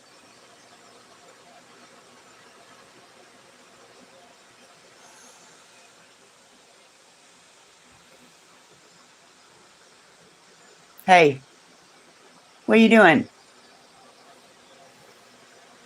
Anyway, just... And I still laugh because I don't believe that no eyeball fell out in the middle of a fucking Walmart. But it's me laughing also, waiting to see when the raw talent is going to appear. Because, you know, YouTube was just holding her back and she's got so much raw talent. Okay. In a moment, I'm heating up my water and then we'll go back out.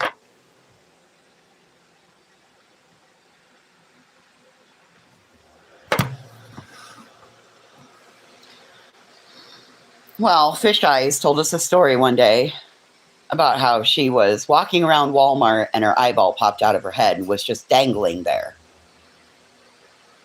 And people were looking at her odd. Well, number one, yeah, that's bullshit. That's bullshit.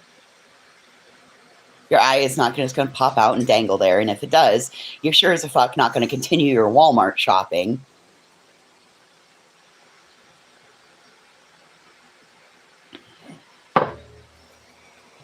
That's what she said. Her story, not mine.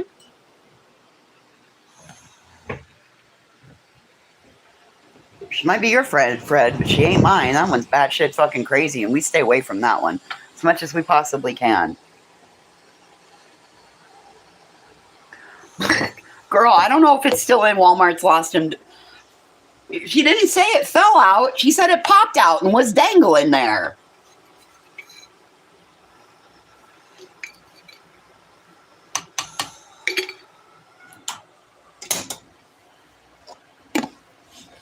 God, how many fucking kids? How many kids in the goddamn Walmart store did she scare the fuck out of? I'm sorry, I just don't believe the story. Number one, do you know how dangerous that is, and how much it could impact your vision if something like that happens? Do you know that could make it by your eyeball popping out like that? You could tear your retina. There's a dozen things that can happen. Just the dirt and the germs alone from a fucking Walmart cart. I don't care what kind of little hand sanitizers they hand you. I don't believe it. Dangling, good morning. I'm sorry, but I've also never seen a fat person with Graves' disease. Have you?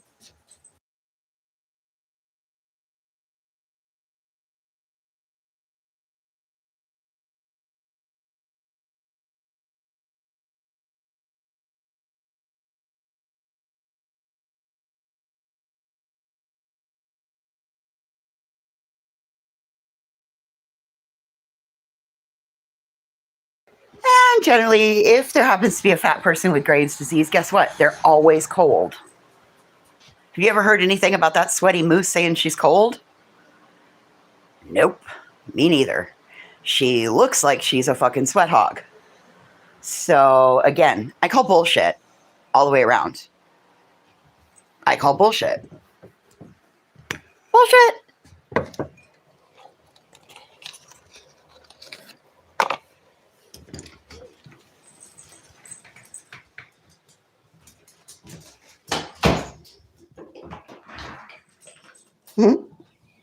Bullshit!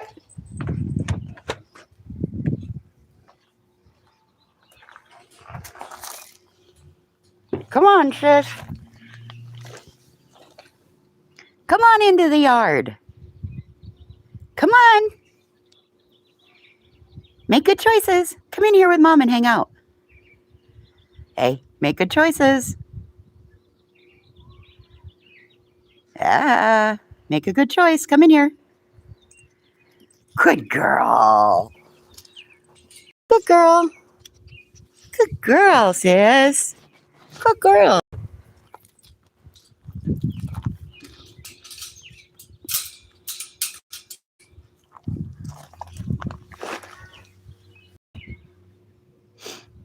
Serious question. Do they send packets to creators to give them storylines? My God, they should write books with these stories. That's how she described it, Cocoa Puff. That it was dangling out of her fucking eye. I just walked around doing my shopping. Couldn't figure out why everybody was looking at me weird. Oh, what? You didn't lose your vision in your left eye? You mean to tell me your vision still worked even though it was hanging there?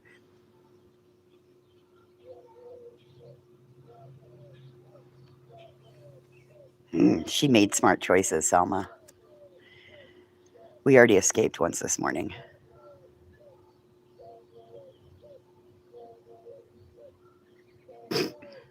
Clue said that, Crystal. Clue said she was walking around Walmart shopping one day, and because of her Graves' disease, her eyeball popped out of her head and was dangling there.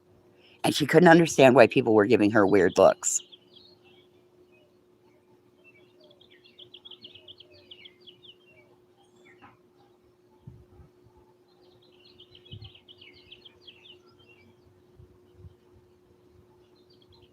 So what, was one eye looking at all the shelf stuff and the other was looking down at her breasticles or her fupa?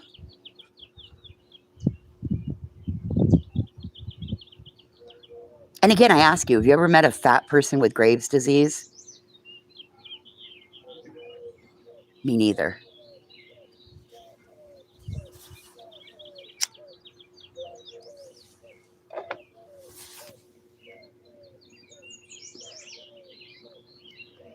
No more than her fupa tries to escape. No more than Cletus tries to escape. I mean, fuck, everything tries to escape around there. I don't know.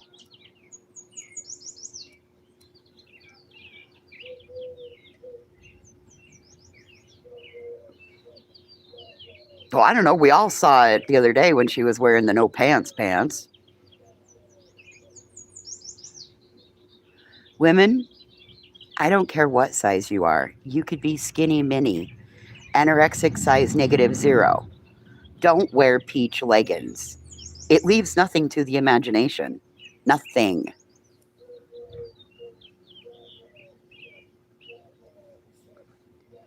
I'm asking for myself and about 5 other friends. We just cannot figure out this eyeball thing. So what? Like one eyeball was looking at the floor while on the bottom of your cart while you were rolling around Walmart, and for whatever reason it didn't hurt at all. So you just kept on rolling around Walmart with one eye popped out of your fucking head? Did you like tuck it over to your ear like a Bluetooth? And our bigger question is, how come you didn't tell us the story about how you got it back in?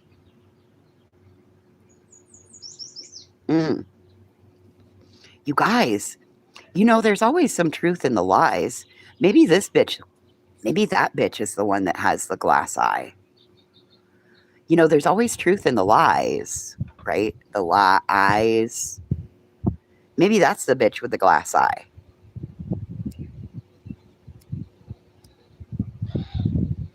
Maybe that's what she was talking about. It was her glass eye that popped out. I mean, that would explain why she always has to squint and make an ugly face when she's trying to read anything. That would also explain why Cletus is always telling her to put on her fucking glasses. I mean, who's 40 fucking 1 years old in the world and doesn't know to put on their glasses?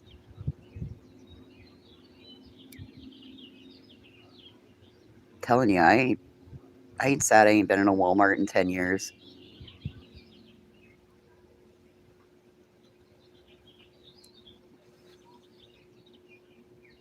Yeah, I'm still here. Not leaving you. Well, I'd have to go out the gate by your head, so you would see me if I left.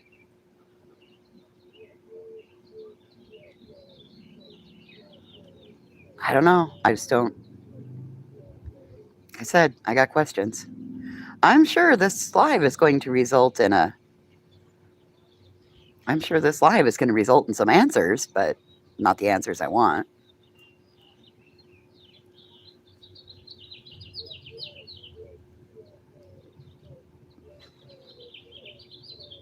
See what I did there?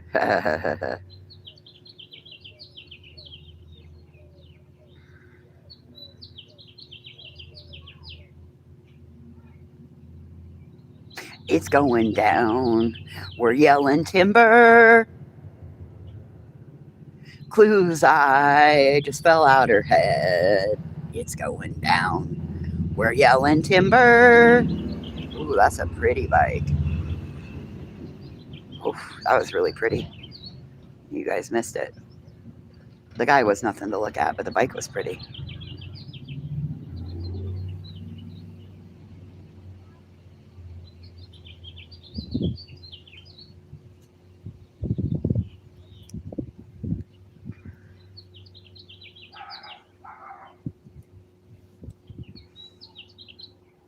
Yeah, that's just a little terrorist. You're fine. No need to respond to him.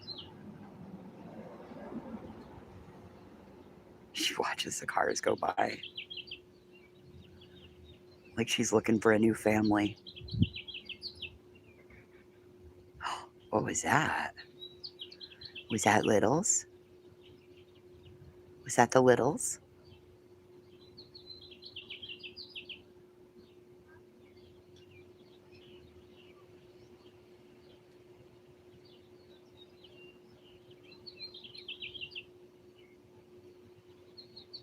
She's so happy.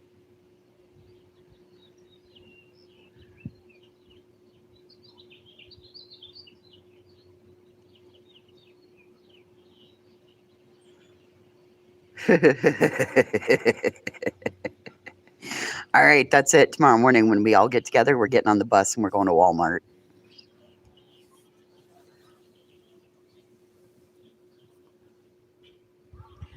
Your homework, should you choose to go on the trip tomorrow, is to build a bingo card. From what we're understanding, you need to put bulging eyeballs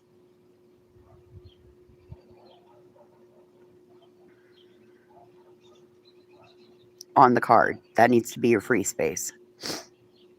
We'll see how many we can find tomorrow.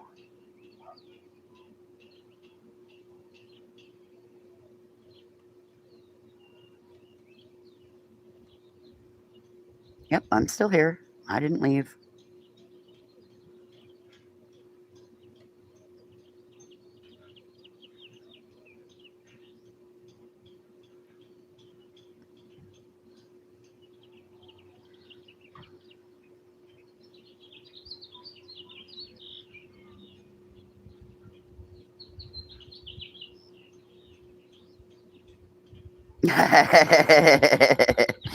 Mason does that too. He sits right up. Birdie will do that. Birdie sits right up in the seat. You'll look over and she's sitting there just like watching the traffic, looking at everybody. And God forbid you get out of the driver's seat because that's exactly where she'll go sit. She looks like she's driving.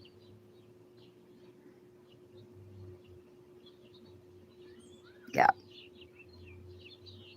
Yes, this needs further investigation.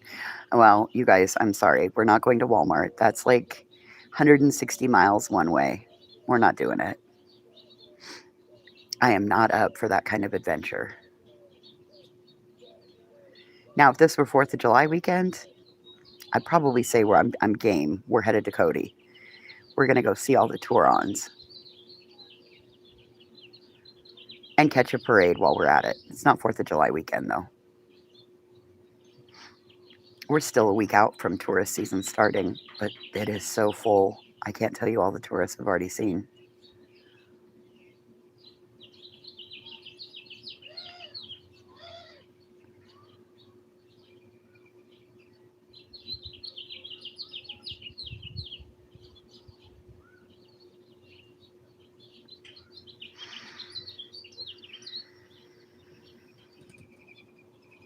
That day I drove the Thermop to clean out the shed. There were the campground right outside of town at the Fountain of Youth. There wasn't any open spaces. They were already packed. And then the Spider Creek Ranch was 2/3 full, and that was the beginning of May, the end of April. But we haven't also had the winter that we had last year, that we normally have. And now they're calling for a super El Nino. You miss driving.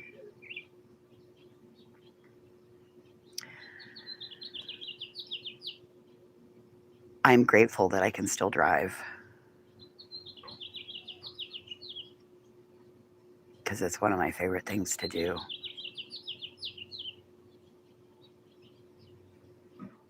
There's something about finding a dusty back road, turning the music up, and rolling the windows down.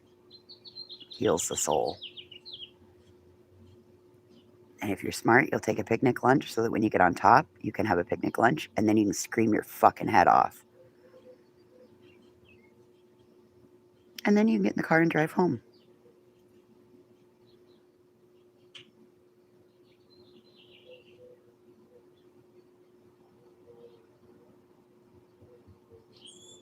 It's going to be another warm day here. It was 93 here yesterday, Fred. 93. I hope so. Selma Blue. They already have a fire in the Teton National Forest. And we had a winter very similar to the winter of 87, where we didn't get any snow until like February of 88. Because the day my brother was born, it was a snowy day. He was born February 10th of 88. I was there for that birth too. It was the same day my great-grandma died. Grandma Mowell died, and like 2 hours later, my brother Robbie was born. Oh, it's a robin. It's a robin. Anyway. Ooh, I bet that would be really pretty, Cocoa Pop.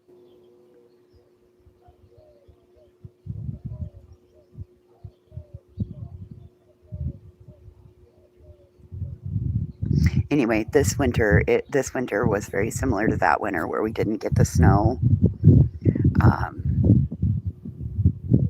And then we've already had, well, the one that's over in the Teton National Forest, that's just south of Yellowstone. Because there's Yellowstone National Park, and then to the south of Yellowstone is Grand Teton National Park. And this is over in the Tetons that it's burning right now. So I don't even want to think about what it's going to be like in August and September, because that's kind of when it got bad. And it burnt until we got our first snow.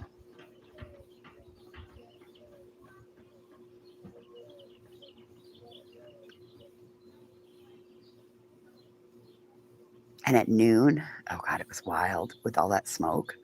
The whole Bighorn Basin, like all day in Cody, from sunup to sundown, it was like it was dusk all day long. Yeah, it was scary.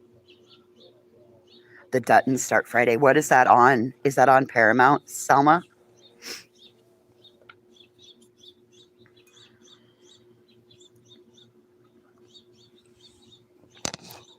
And did you watch the Madison? I didn't watch that yet either. But I canceled Paramount so that I could have Hulu and Netflix. That's okay. I'll get it next month. Hey, come on. Come on, kid. Come on. Please tell me you didn't bring the bug in. Drop it. Drop it. You can't bring that in. Come on. Come on. No. Don't bring that stick in. Come on. Sticks stay outside. Sticks stay outside. Sticks are for outside play. Oh.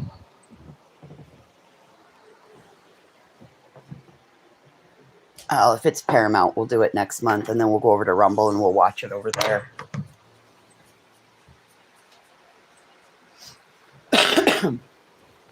One Way Street, if you're still listening, I just wanted to say thank you for leaving me encouraging comments on my community wall. I really appreciate it. And I just wanted to say thank you for it.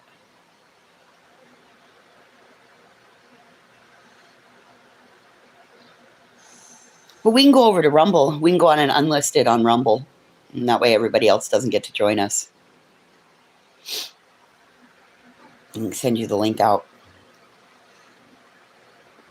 I have contact with pretty much all of you that are in here on a regular basis. How exciting is that?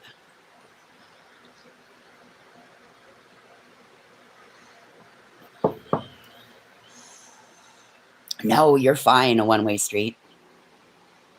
I just really appreciated it. I appreciated hearing that, especially from somebody that hangs out in the bushes. Because some days I don't always feel like I provide something. Some days I feel like I take away out here. And I always want to feel like I'm adding to and not taking from. Paramount Plus. Well, I'm glad. I really am. I'm glad that it... And I appreciate you having my back the other night when UA was like summoning me to panel. And I don't owe anybody any explanation for anything out here. Who I talk to or any of that. That's none of her fucking business. And I'm also not going to answer to a tampon. I'm just not. Well, see, that's... I think if more people did something so that people learned something or broke something down so that they could understand it, we might... You think you're going to doze back off?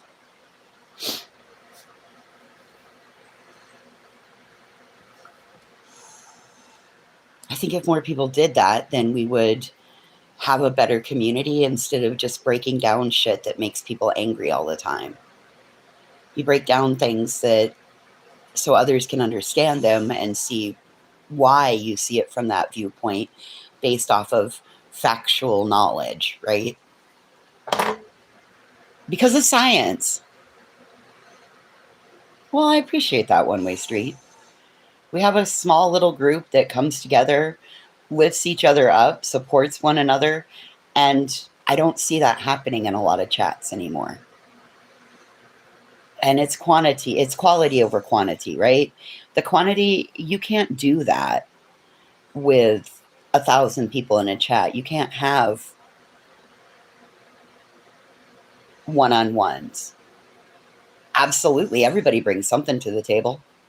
I've yet to set a table and invite everybody over and be the only person putting dishes on the table. Sometimes people bring the silverware. Sometimes people bring the servingware. Sometimes people bring dishes that we weren't even knowing we were going to have. Cocoa Pop, because she's not, or she's only doing a quarter of a half-assed job at her job. I'm going to take that one and I'm going to say this one to you. Do you honestly think somebody who took that many risks in her personal life because of something that she just knew that one of those homeless people hurt Riley Strand? So her dumbass goes and assimilates into a homeless community, putting herself at risk. Would you want that to be the nurse that takes care of you? Because if you cut those corners in your personal life, what corners are you cutting in your professional life. If you take those risks personally, what risks are you going to take with a patient's life in your hands? You see how those two go one and one together?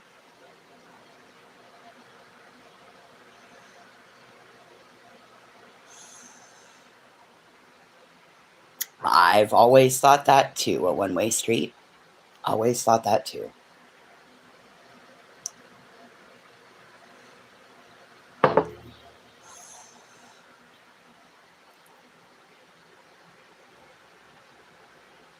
Because trust me, I know who the nurses are at the ER. And I also know that none of them would take those unnecessary risks in their personal life, because what they do in their personal life can cost them professionally. You can fuck up and make a mistake in your personal life, and you can get punished professionally for it. I don't get why anybody wouldn't understand that. Other than it's clear you've never worked a real job a day in your life. Or if you did work a real job, it's been like McDonald's or a gas station, something like that. You've never worked something on a corporate level. Oh, the person you're going to get judged by is me.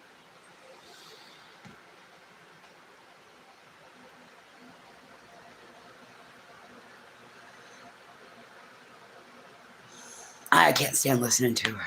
How far did she take it? How long? When we first ran into her, that's what she had just come out of. She was staying in there a month or so. I mean, the story always changes. Well, the only thing I'm going to tell you is go have a fucking conversation with your primary care physician. Maybe sounds like you might need to make an appointment with your primary care physician. Those sound like some great questions to ask that person. In my experience, this, and this could mean this, but I'm not in your body, so go to your primary care physician.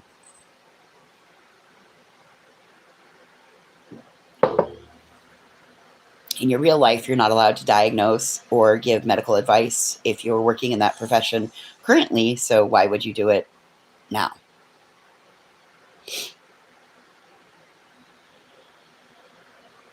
Absolutely. Every time you give an ounce of advice like that, you're putting your license on the line. Absolutely.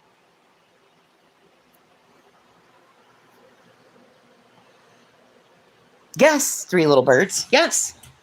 And then came out and told everybody about it.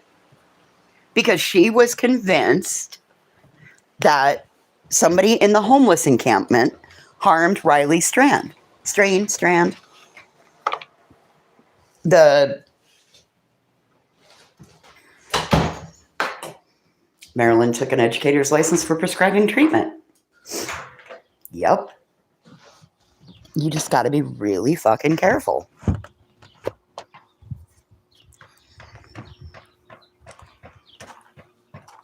Like I said,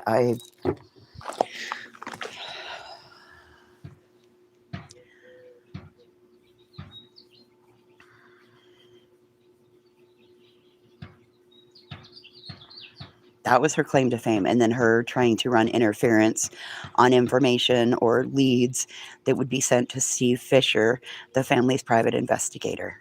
Yes. So one way or another, she was trying to get more information than she was due. Yes, that is exactly what she did.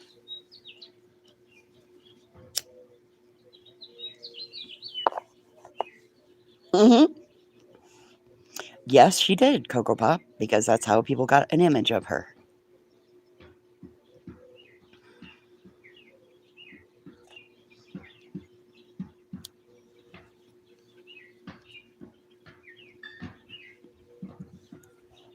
Three Little Birds, I have since Jump. I've been screaming the same fucking thing. I kept screaming, even when she was on panel, if you're really a nurse, you should be knowing that you should not Well, maybe she was in her mind, but I don't believe in his mind. And have you seen Steve Fisher lately? He looks like he might be having some health issues. He didn't look too good on the last interview that I just saw him on. Like, he looks like he's got prednisone face. So, he was just talking about what fucking case was it? I don't know. I scrolling through and I'm like, that looks like Steve Fisher, but that looks like a fat Steve Fisher. What the fuck's going on? Clicked in there and sure enough, it was him.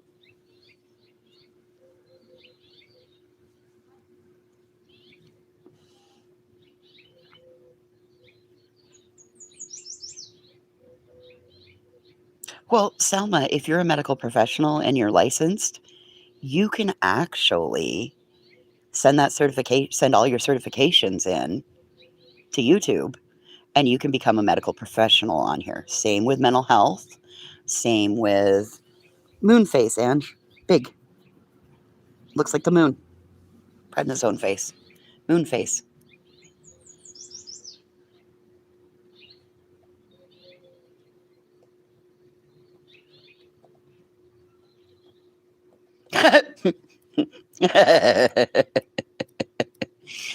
Thank you for stating that properly, One Way Street.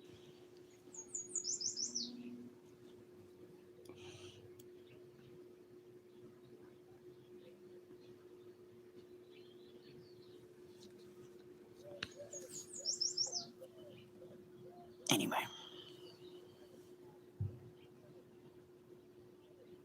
Oh, that's what it was on. You're right, One Way Street. That's what it was on. It was on the David case. It was when they had just released the newest information that David had known Celeste since she was like 12 years old. That's what it was about. Thank you. I was sitting there just staring off like, why did I see him? What was it on? And it was on something that I knew it was on something I hadn't followed because I just can't. I just can't.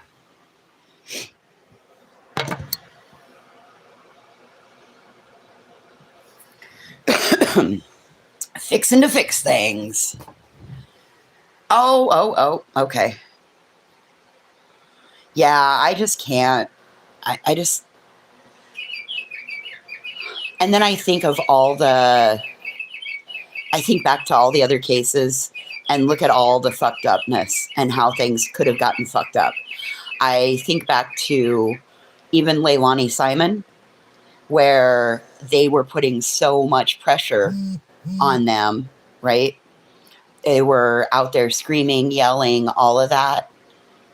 And then we find out that law enforcement was trying to get her out of there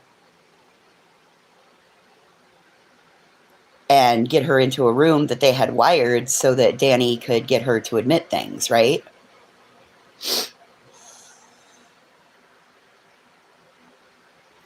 And look at how that could have been thwarted because of the assholes that were standing outside screaming and yelling, thinking that they knew better about what was going on. And then look at the Athena Strand case. I'm so glad that YouTube just kind of bumped over that one, because once you got into the meat and potatoes of of what happened, it was way more. Yes, they costed the police department a lot of money in Savannah. But the flip side of that is, and it's always been something that's bothered me, is when do they become pimping by proxy, right? So when does it become pimping by proxy? And now the people that are calling out the tragedies are now benefiting and making money. And how does that make it any different than what the person is doing on the street versus the person sitting at home restreaming what the person's doing on the street, right? So for me, that was always very troublesome. But my ass had gotten put in a position where my words got put in a lawsuit, not once, but twice, right? Not once, but twice. My binders were put in a lawsuit, and I didn't have any extra money to give. I live on every penny that I exist, plus contributions that come in. keep me going. Kind of like PBS. This station is made possible by viewers like you.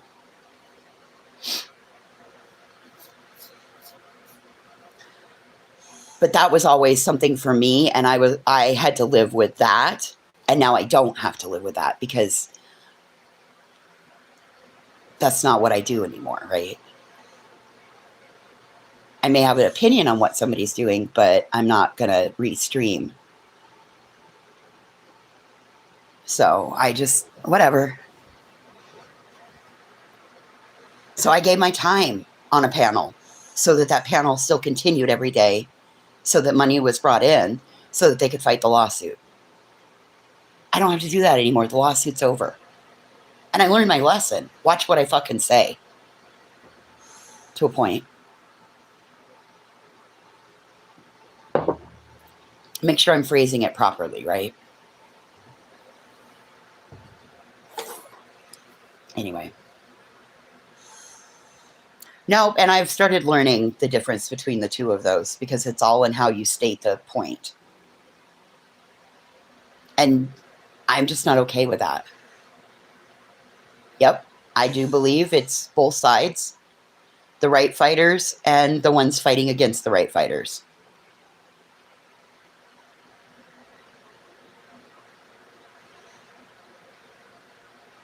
So it just is what it is, right? But now that we know what it is, we can do different. Until you identify what the issue is, there's no reason to change it. But then when you realize what the issue is, okay, well, now it's time to make adjustments and make some changes because I have to be able to sleep at night.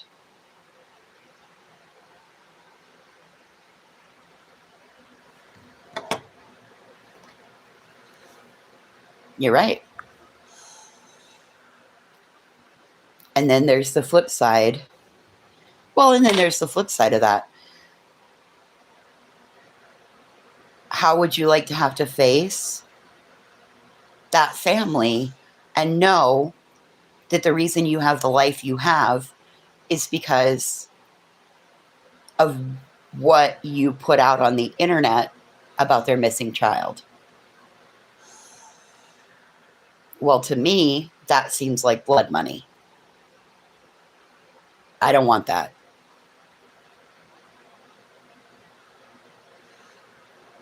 You know, I've always wondered about that, Cocoa Pop.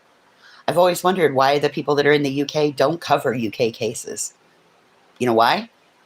Because victims are protected in the United Kingdom.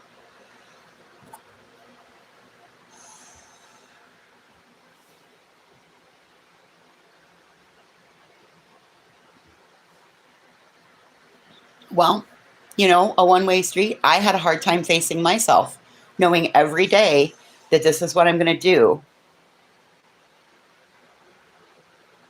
And I would have to lie to myself and say it was for the greater good. Even though I was internally conflicted,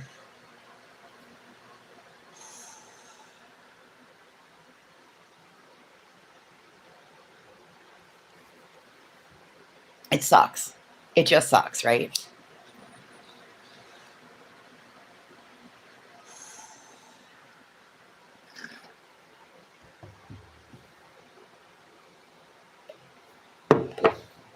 And it's very hard to find a creator that matches up with your ethics, your values, your morals. Because, in my opinion, out here, and from my perspective, when you have thousands in your chat, even 500 plus in your chat, you are not all going to hold the same morals. You're not all going to hold the same accountability. Oh, 3 little birds. So that's such a funny story. Listen, from minute 1, when Molly called, and then I reached out to Whistledown, and I said, unless you can go, I'm not going to Tennessee. And Whistledown said, I can go. And then I reached out to support from Steffa and said, listen, how far are you? She's like, I'll drive down. I'll leave on a Friday. I'll come down Friday, Saturday, Sunday, drive home on Sunday. Okay, cool. So, A, I'm not flying alone. And B, when I get there, I got another person that's going to be there for Whistledown and myself, right?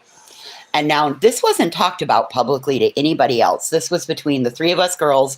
We got on a phone call. This is what we decided. And I said from the beginning, it's a 60-40 split. 60% of me thinks the wheels are going to fall off before we even get in the air. 40% of me thinks the wheels are totally going to fall off by the time we land. Right? And the only thing that I was willing to do would have been to go and protest out in front of CPS. That's it. That's all. Not in front of the sheriff's department, not at the home, CPS. Because where was the failure? The day before, the kids were going to be removed. The day before she disappeared, or the day she disappeared, kids were going to be removed, right? So we pretty much knew that it wasn't going to go anywhere. Yes, it was Coco Pop, and that was something that we started at the same time, recording all of that. And I heard Molly saying the other day that, telling a story before she got booted, telling a story about Aya. Well, I know that story. And the way Molly told it was not the truth. Aya was a Molly subscriber. Aya became a Patreon of Molly's. And Aya thought what they were doing was worthy or wanted to be part of something more.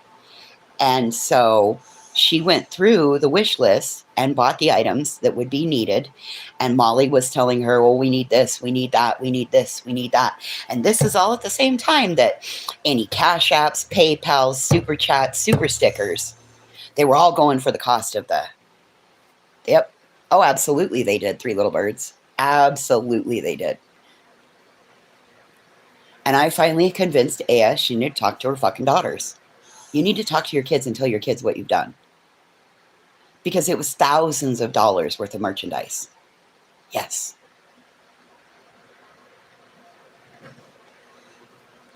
And then they had the balls to say it was crappy, they weren't appreciative of it, all of that.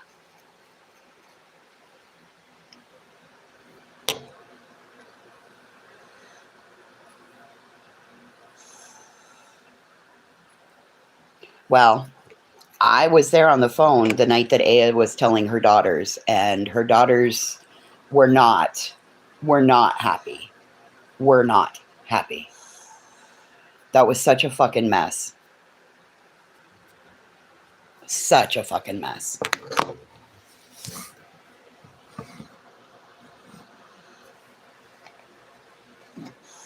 Yeah, I don't know how all it went, because by that point in time, the daughters were just... Oh, I know. And I've known that for years. That's why I never messed with Trisha.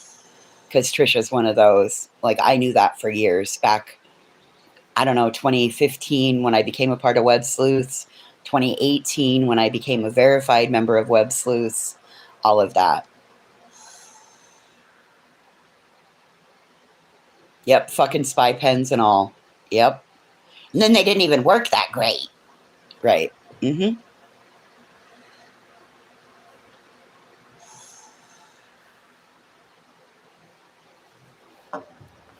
Yeah. It's crazy, isn't it? It's absolutely crazy.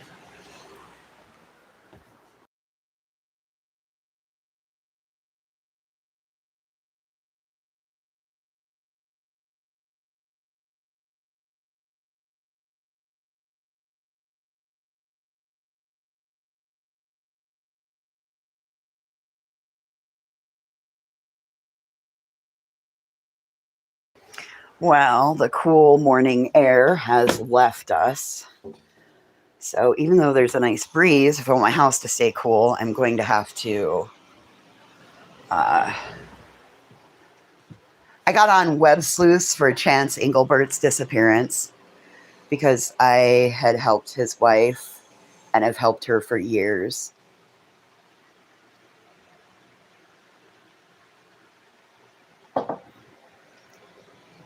Yeah, it's. Listen, when I came out here, I didn't come out here for the thing intended upon, like for what I've ended up doing. I will tell you that since losing my grandmother, I've probably been my most authentic self out here. You've kind of seen a more stripped down, the softer side of me. This is the real side of me, the human side of me. This is the side that all my friends see. This is the side that people in my real life see. This very sensitive, kind individual that they know that I'm capable of pulling bullshit, but for the most part, since I got sober, that shit stays in the closet. And if you think that I was a terror, that I'm a terror now, you should have seen me when I was drinking. I was a nightmare.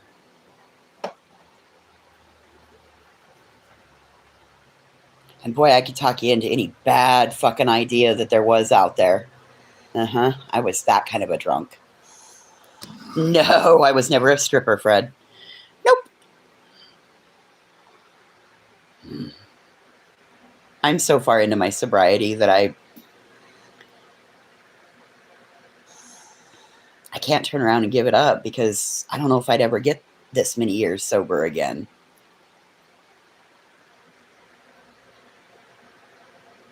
And I finally hit that point. I was a fun drunk until I wasn't, Three Little Birds. And that could be anywhere from 3 drinks in to 2 a.m. at closing time. I was a fun drunk until I wasn't.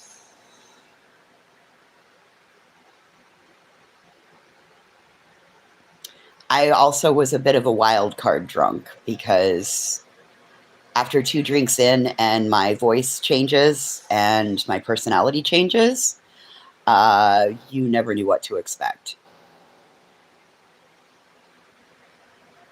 I think the worst one I did was it was a busy Saturday night or busy Friday night in Shooters. It's my favorite bar to go to was Shooters. It's a sports bar. And you still smoke inside that bar. And it was a busy fucking Friday night. It was during arena football season. And we had a championship game the next day. But the other team, the rival team, was in town to play. So we made sure that we were at the team bars, right? Well, there was a group of Russian hookers. I called them the Russian whores. They were like stacking dolls. Wherever you saw one, there were 3 more fucking behind her. We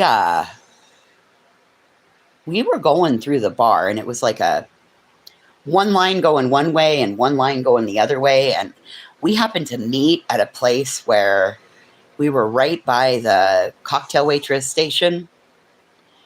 And we both lines come to a stop. And I saw the Russian dolls. And I took my opportunity. I popped 2 in the face. What I wasn't prepared for was that they weren't there with just the 3 of them or the 4 of them. There were like 9 of them in there. Yes. Like I said, I was fun until I wasn't. But I saw an opportunity. I was still pissed off from something else that had happened a couple weekends before. And I popped 2 right in the fucking face. Causing a rough night for us at the bar. And then we had to leave. I went to a new bar.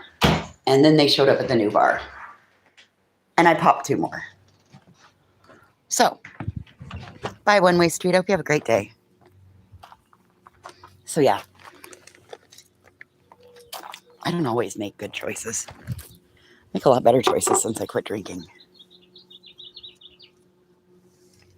Do you think that I thought that that was assault? Nope. I just thought I was getting even.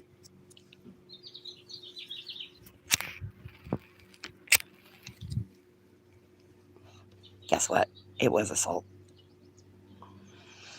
So, I don't drink, and since I don't drink, I don't really lay hands.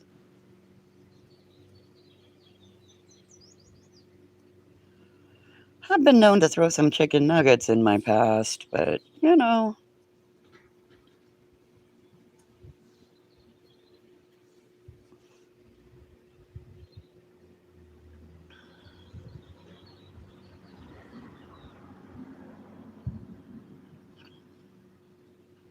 Yeah, you've heard that. Everybody has, because I told the story. Like, I could have kept my mouth shut and not told a motherfucker. It was too good of a story. It was too good of a story not to tell. Like, who fucks up the same order 3 times? 3 times. Like, you have one job, read the grill slip. Make the burger like the grill slip says.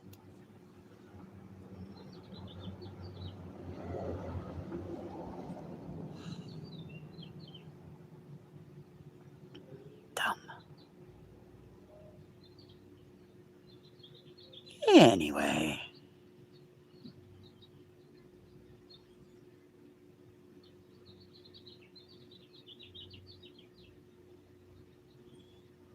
I think next week has some cleaning appointments in it.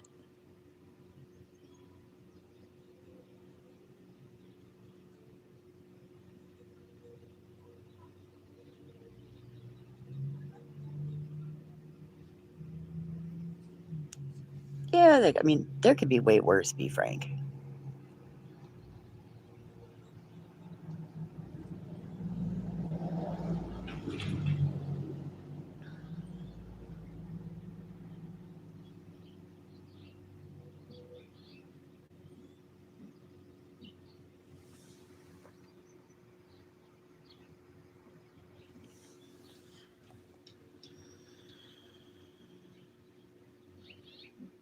More money, more money.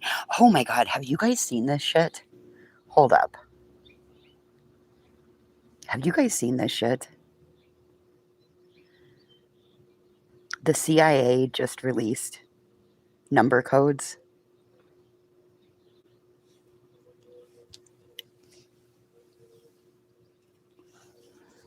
Number one, I gotta show you.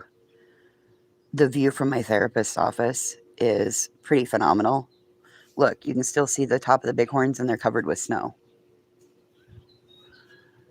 There it is, zoomed in a little bit, looking from the other direction. Granted, it's a rooftop, and this is at the back of the office, like headed out the door. But I mean, you can still see the bighorns. That's Cloud Peak right there behind the telephone pole. It's already starting. Snack pack. I'll get one next month. It's no big deal. I'll get one next month. But have you seen this shit?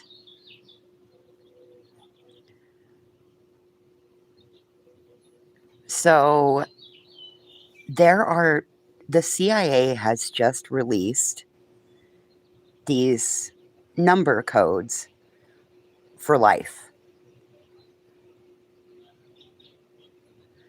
And meaning that, like, we all exist on multiple planes at one time, and that fully successful, happy, healthy version of you is out there. And so they are saying that you can visualize this group of numbers. There are people that say it 45 times a day. There are people that say it 100 times a day.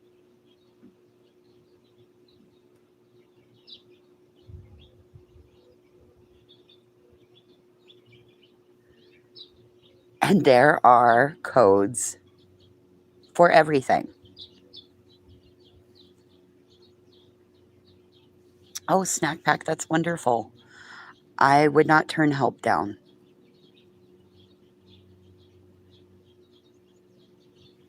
So get out there and look.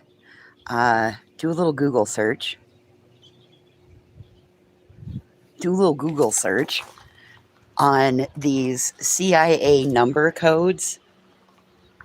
Seriously, I I said the same thing. Who knew? Who knew?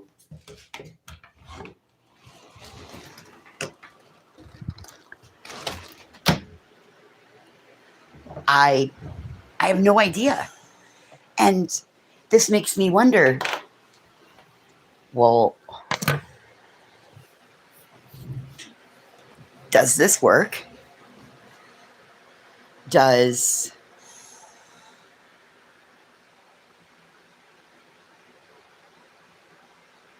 it's like cheat codes to life. You know, like when you play a video game and you get a cheat code?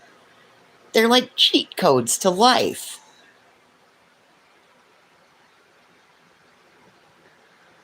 Whichever one you want to do, Snack Pack. Yes, Salma Blue, you can get out there and you legitimately Google CIA life codes and they come right up. There's a whole thing on them. Their own little website and everything.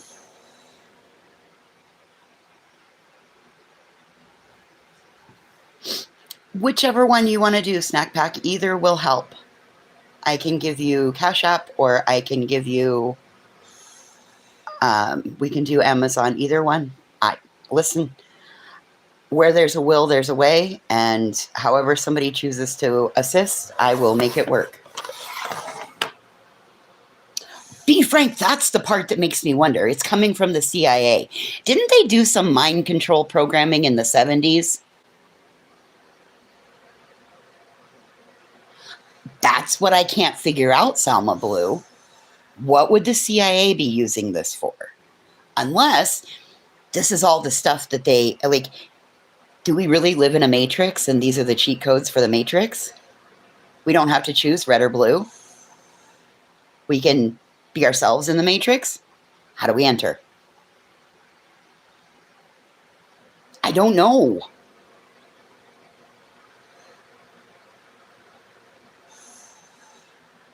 My next question is, who wants to start chanting the numbers first? I'll sit back and observe. It's our simulation, right?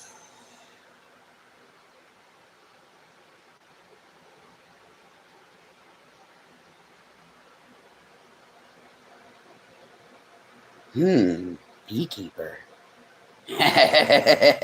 Right, like, who wants to go first? I'll gladly sit back and take note. And if it works for you, then maybe I'll try it. But I don't want to start chanting some numbers and then end up disappearing in the Matrix one day. Like, lay down to go to sleep and poof, I'm gone. You just want the winning lotto numbers.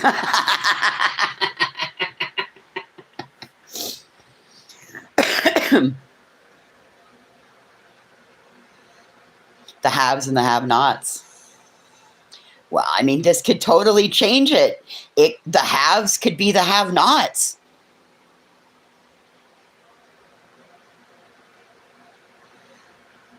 I mean, this could flip the world upside down. What happens if those number codes fall into Russia's hands? What happens if they fall into China's hands? So much for being the greatest country. Just recite a code. 5150, somebody call the po-po.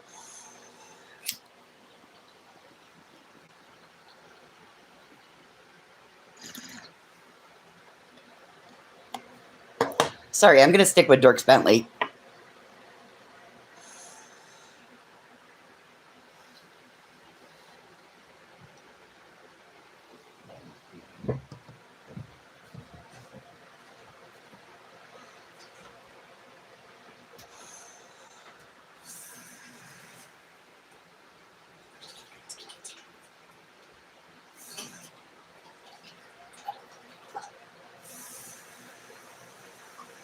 Oh, that was bad. That was not what I wanted to do. I didn't want to spray that everywhere. Ah, there we go.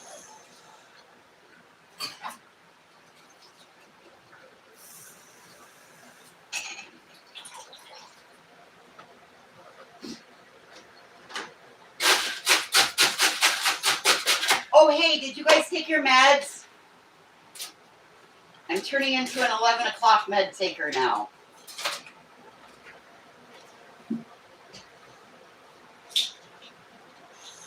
Better take them.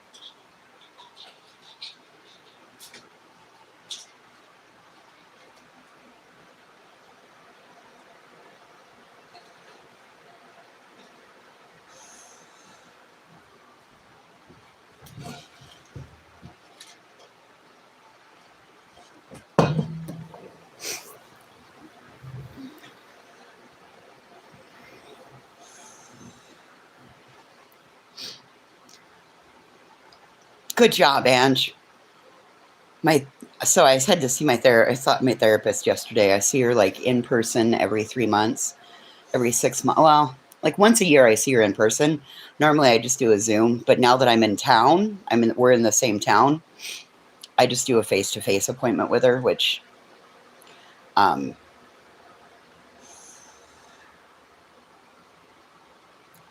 used to not like doing that, but I do. It's kind of nice. I don't really like the Zoom appointments, right? Because you can hide stuff on a Zoom appointment. You can't hide things in person, right? Because sometimes Zoom appointments, the video will glitch, so you're able to hide a little bit. And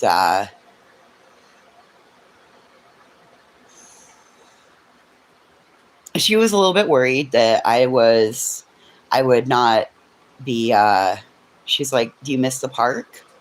That I wouldn't be as happy here. I'm like, nope, don't miss the park. We got our own park to play in. We got a park 4 blocks away. We just walk down there and play. She's like, okay. Friends? Oh no. 3 little birds, that's awful. There is a thing going around and it makes you feel awful. You have a headache, runny nose, you run a fever, and you just feel miserable. It takes about 8 to 10 days to get out of your system. Last night the reason I went to bed early was I felt like I was starting to run a fever. I was like, fuck, my headache's back. I feel awful. 3 little birds. It sounds exactly like what my friend's husband brought home from his work. The only other thing I might suggest putting in is a little Alka-Seltzer. You got a sinus headache too? Because it seems like you're either clogged up or, yes, it's almost like a version of the vid. Yes, 3 little birds. It's like yes, that's exactly how it came on. No headache. Oh, see, add a headache to that, and that's exactly how I woke up feeling that day. When I was like, I'm going to fucking kill her. She gave me an institutionalized germ.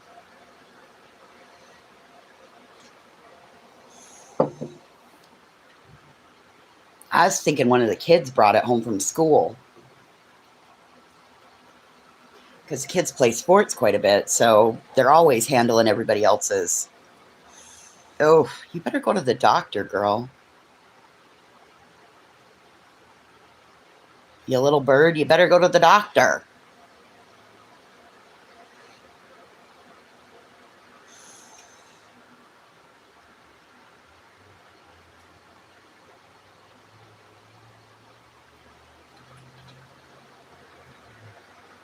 Oh, Fred, I've got the answer to you about why Mason growls at me.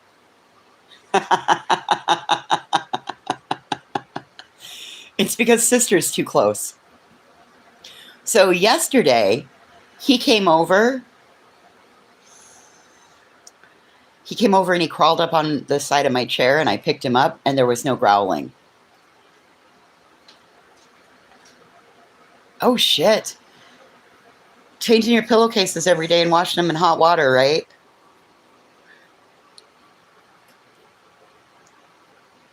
Mine wasn't that bad. Fuck, you got pink eye. Shit.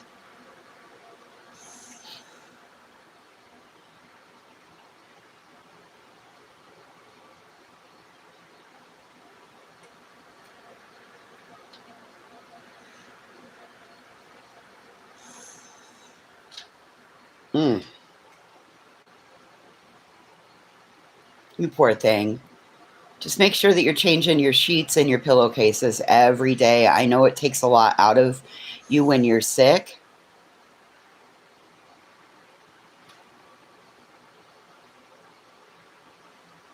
But make sure that you're doing the sheets and the pillowcases every day. Otherwise, and make sure you're washing them in hot water. Otherwise, you're just going to turn right around and give it back to yourself and or others. Poor thing. I'm so sorry. Do you have help? I know that's not my business to ask, but I hope you have help. And if you don't, you need to lean on your village of people if you have them. You poor thing. Oh, God, I'm so sorry. That's the worst.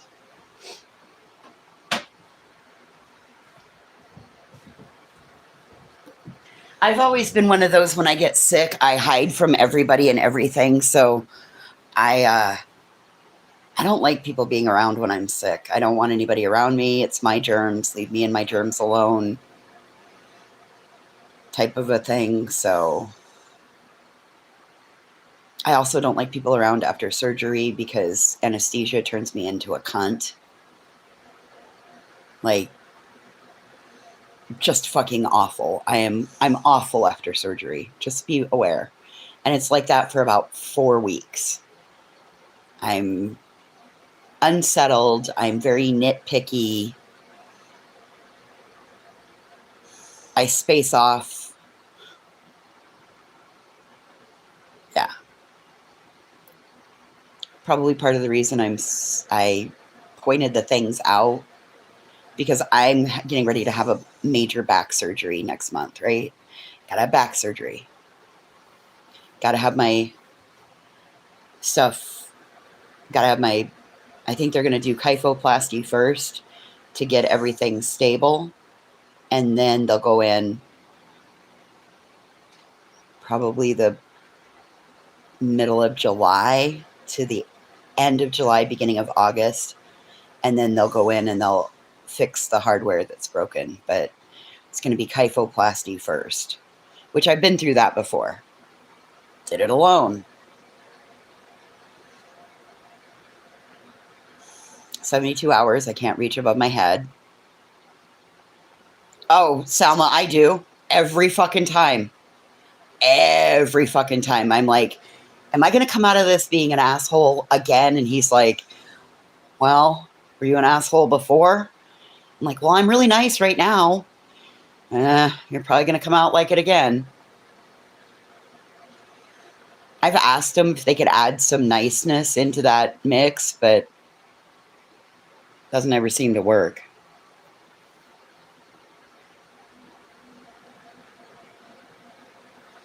Anesthesiologists, I always blame them. It's always their fault.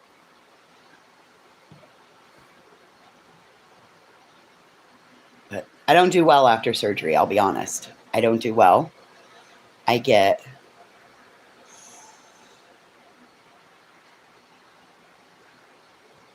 don't know, Selma. I guess I've never asked. Whatever their standard cocktail is. Oh, you got mad at your husband? Well, that's how you know you're starting to get better. You're getting through it. When you start getting mad at people, that means you're starting to get on the healing side.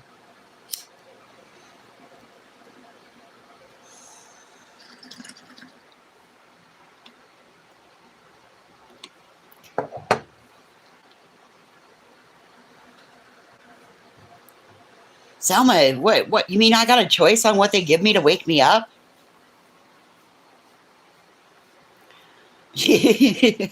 Heather's still here. I mean, maybe if they woke me up with a grilled cheese sandwich and tomato soup, I might be nicer.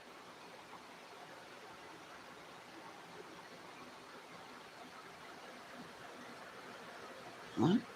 You gave me something to think about. I didn't know that there's different. Well, I mean, I guess I did, but I just figured it was just the way my body reacts to being under anesthesia. I do get visits from the dead people when I'm under anesthesia. My mom and my sister sat and had coffee with me last time.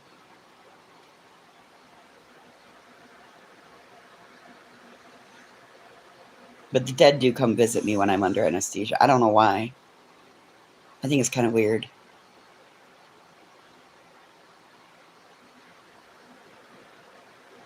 Oh, man. And hey, how did bed shopping go?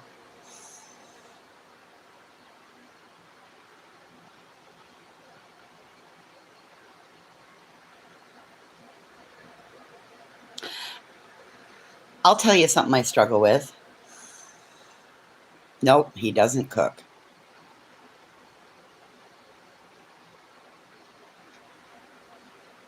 What's he feeding himself? Do you have kids? What are they eating? How are they existing? He still didn't get one. Here's one that I struggle with. Because on the outside, I look put together, right? But on the inside, I'm broken.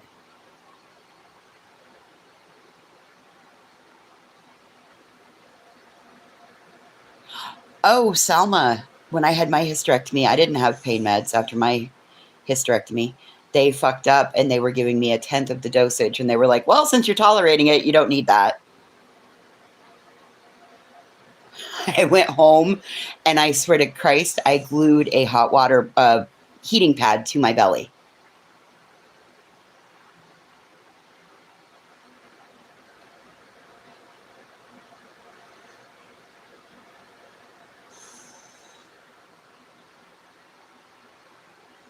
Oh, he ordered pizza, so he knows how to dial. Good. He can order subs tonight. And see if they have some soup at the sub place.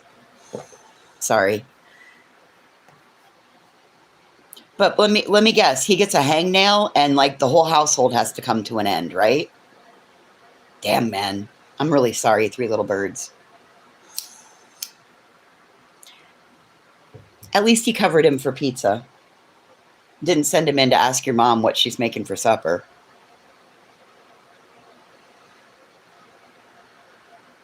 Jersey Mike's. Well, I guess he can go back there and get Jersey Mike's again.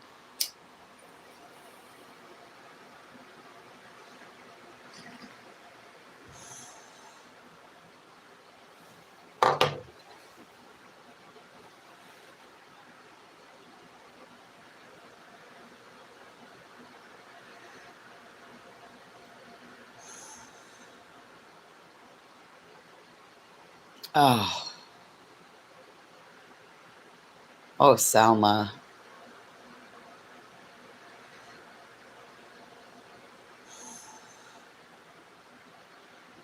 God, talking about that, I can feel the same, like the muscle memory. My low abdomen, I'm acutely aware of several parts of my low abdomen. In the meantime, I could be withering away, my eyeballs being eaten out by the conjunctivitis, and he wouldn't realize. You are washing his pillowcases too when you're washing yours. Oh, yeah, Salma, I get it. Yep.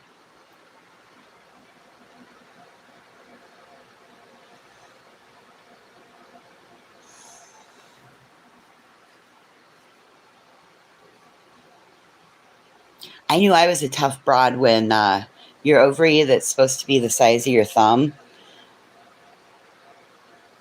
your ovary is only the size of your thumb, right? It's just this little itty bitty thing. Hard to believe that it's like that big, right? because we always think that it's probably bigger, the way it looks in pictures and stuff. It's not. It's only supposed to be the size of your thumb.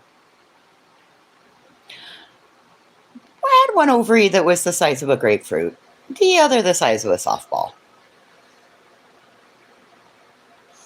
And they twisted.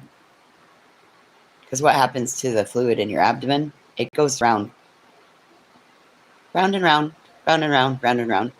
And eventually the great big fat ovary folds over on itself. And it twists. Mm-hmm. Yep, my right ovary came out my left side, my left ovary came out my right side. Because in between those, I had a cholecystectomy, I had a lap hyst, I had a appendectomy, had to be left open because I had peritonitis. So my appendectomy scar's like that long. Oh, your thumb's too wide. Your thumb's wider than mine. Look, that's the thumb Thomas bit. It's almost healed. Telling you, CLR does the job. It's just got a little bit of purple there, but it doesn't hurt. You can touch it.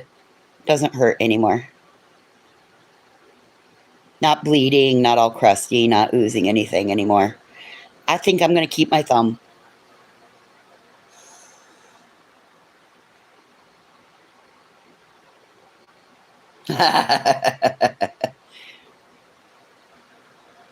You had to pull your thumb out to look. Nope. I don't listen. I've only got the mandatory parts. My last optional part was my spleen, and that came out when I was 19 in a car accident. So no, I don't have ovaries. I don't have a uterus. I don't have a gallbladder. I don't have an appendix. I don't have a spleen. I don't have any of those things. I could afford to lose part of my liver if somebody needed it, because it'll regenerate.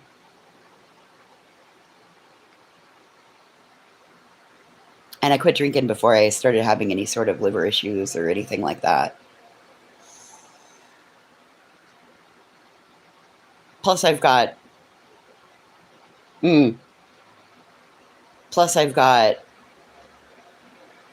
rods in my back, knee. My left knee's been done. My right ankle's been done. And I'm facing 2 more back surgeries.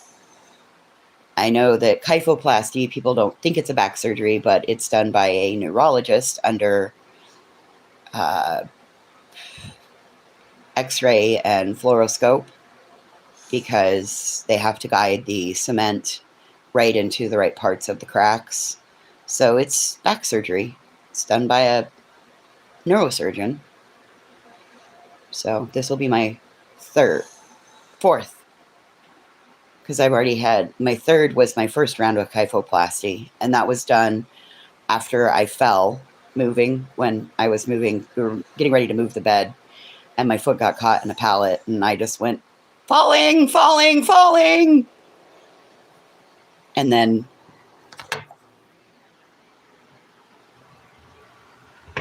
part of it is hardware that's failed, and then hardware that yeah, my gallbladder was laparoscopic.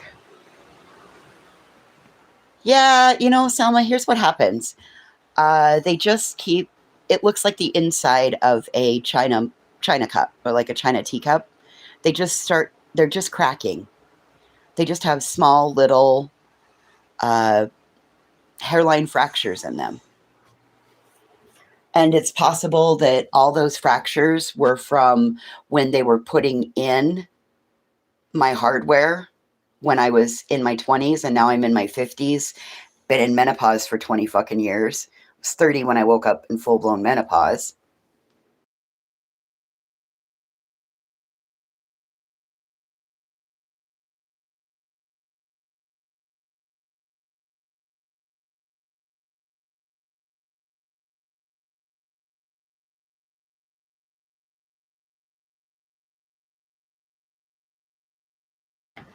Right. So I guess the easiest way to say it is that I have a healthy 72-year-old woman's body. I've aged myself by 22 years by what has happened.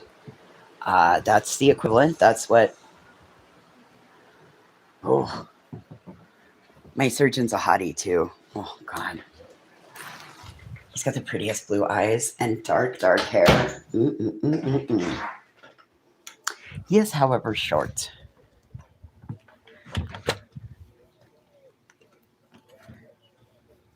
Guess what I found out?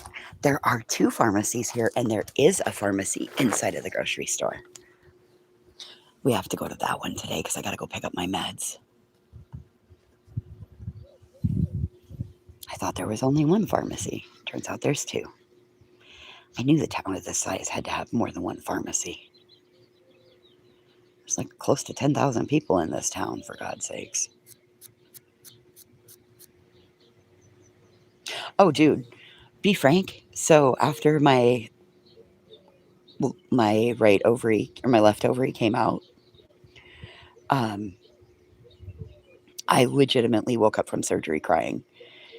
And I didn't stop for like, I don't know, I was in a dark room for a month. Uh, they put me on Premarin. That didn't do a fucking thing. Then I got referred to the hormone doc. He was this amazing OBGYN. Unfortunately, he was right at the end of his practice, but he found the first hormone for me that worked, and uh, it was like an estra test. That's what it was, estra test. And that worked amazing. And then they stopped making it. And then I just kind of dealt with it, and it wasn't so bad. And then I started having some other issues, uh, like a lot of pelvic pressure, things like that. It felt like discomfort. It almost felt like I was ovulating again. Don't have any ovaries and shouldn't feel like that. But I also had fibroids and endometriosis. And so that stuff's still in there, right? So I started on whatever hormone I'm on now. I can't, estrogen. Anyway. Oh, no, I did a ring. I did a hormone ring that you just, every 3 months, you just stuck it up there, which was perfect. Then you popped it out and then put a new one in, and it was fucking like stow and go, right? That was great. And now I have to do the inserts, and it sucks. I never fucking remember. What causes me to remember is because I get a fucking a hair that grows on my chin. As soon as I feel that, I'm like, oh fuck, time to do hormones. And I hate it. I'm about to ask for a referral for the bioidentical ones and get off of this because I don't know, it's more frustrating than anything else.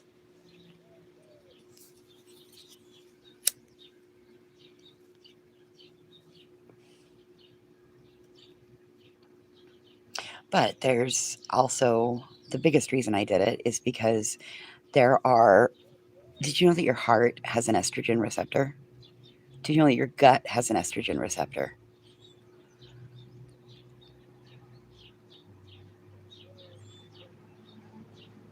He's a piss prophet, Ange.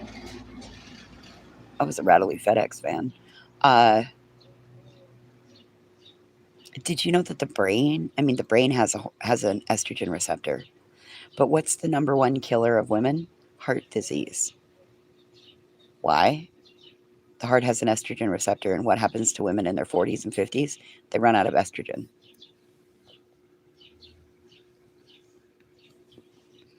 Well, Ange, if I were you, I would be in a hurry for that fucking appointment because you do realize that your kidney health directly correlates to your cardiovascular health. What are the kidneys? They're the filter for your heart and lungs. So if you have a heart issue, a lot of times you get referred to a kidney specialist because you're having issues and your kidneys aren't working properly because you've got fluid that's built up in other places. So if I were you, I would be counting down the fucking days for that appointment.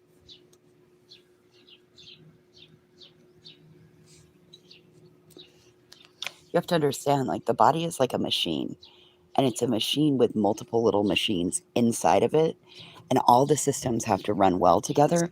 And if one part of the machine breaks down, the body can still run. It just doesn't run properly. So whereas I might be fat, I'm still very healthy. My cholesterol is low. My lipids are low. My good cholesterol is right.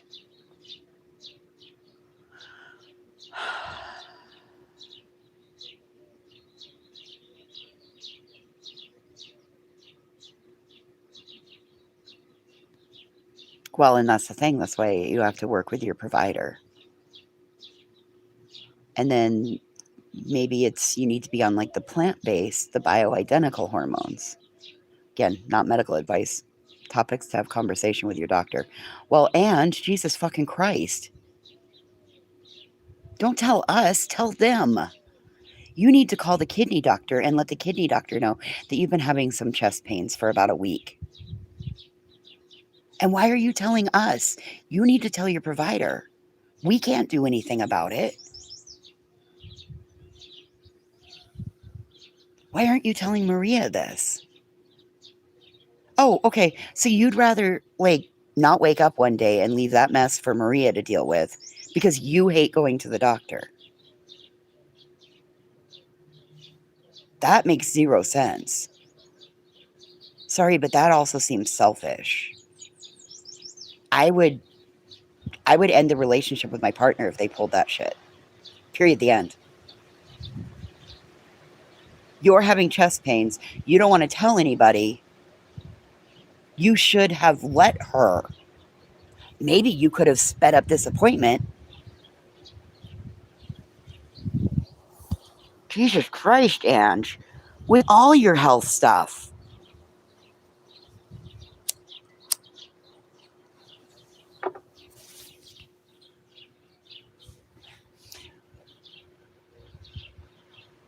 You know what? You know what my rule is?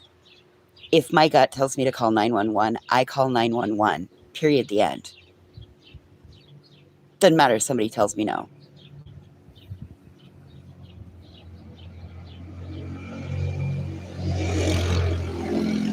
Oh. Well, now that was a good-looking guy with a dad bod, silver hair, bald on top, but silver on the sides. I don't mind those. Well, maybe you just haven't gone to the right one. And if they've checked everything else out and everything else is working just fine, maybe it's the kidney doctor. It's also a process of elimination.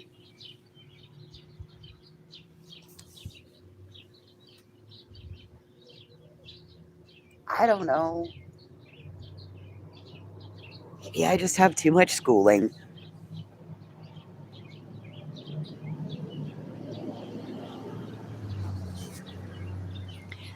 I think Ange has more excuses than Carter has liver pills, to be honest.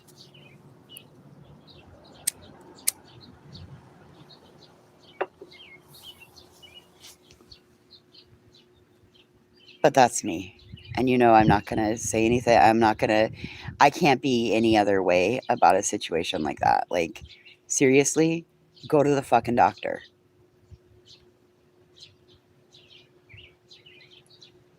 You know that people in those positions go to the doctor and they get life-saving treatment that allows them to go on and lead a very healthy life for years later.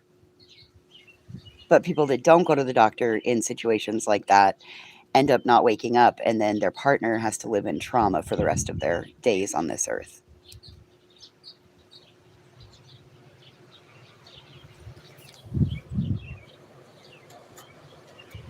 Clearly, some of you have never had a partner that died.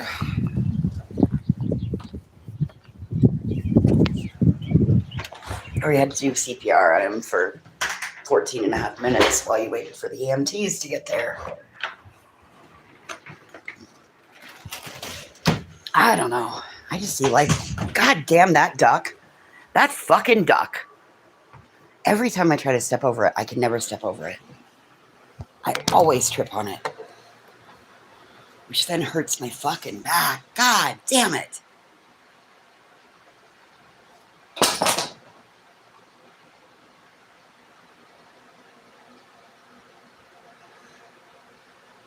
Well, Ange, find out. It's treatable. If caught early, it's found out it's treatable. But dragging your feet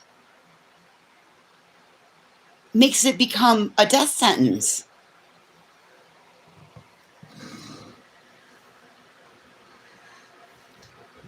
We don't play with things like that, honey.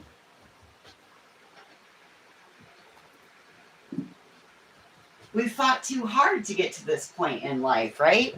We fought for our sobriety. We fought to maintain our sobriety. We fought through trauma. We fought through therapy.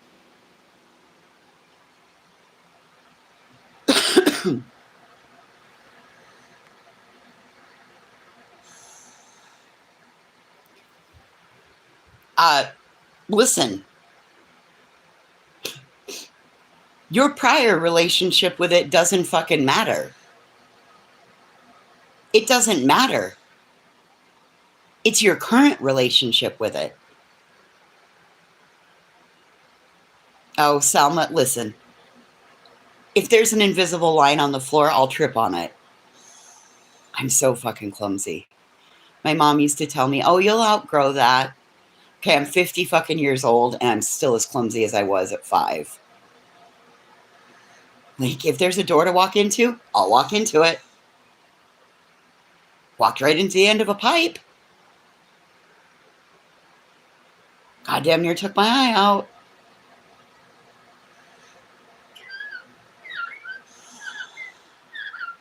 No, Ange, I'm dead serious about this. Like, if I had your phone number, I would be ending this, calling you and chewing your ass. Seriously. Cancer is so treatable if caught early. That's why we do routine screenings.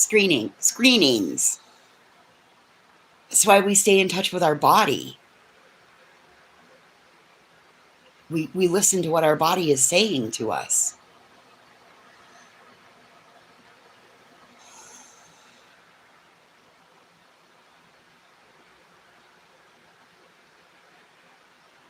Well, some of us also grew up drinking from a garden hose that we had no business drinking from, too. So there was that. We also played in ditch water. We also got into mud. We also threw horse shit and cow shit at one another. Kids don't do that nowadays. Maybe you do. But girl, this, just because you and the big C had a bad relationship in the past doesn't mean that you and the big C need to have a bad relationship in the present. Especially when we fought so fucking hard.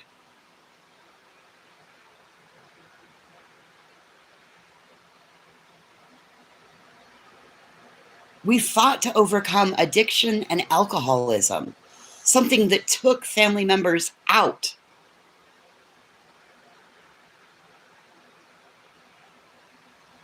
You're a warrior. Why would you shy from that battle? I was a graceful young lady. Now I need a zero-edge shower. I'm not exactly sure what a zero-edge shower is, but sounds like it might be fun. Well, maybe you need to start listening to Maria.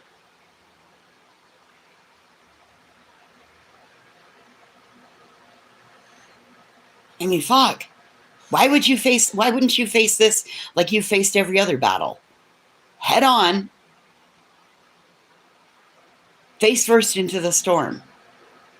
Well, let's get through it. I got things I want to do. I want to go back to Greece again. I want to grow old with Maria. If you don't face it head on, you're not going to have those options.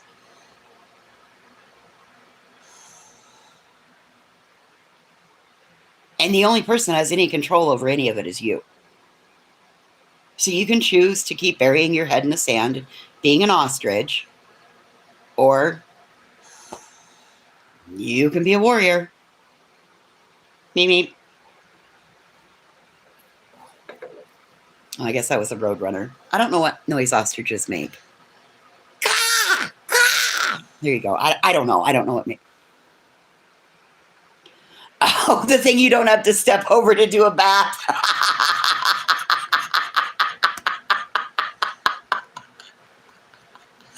Oh, Selma.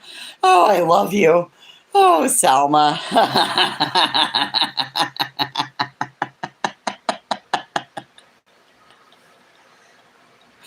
Girl, you don't know how many times I get into the bathtub and I'm like, is this going to be it?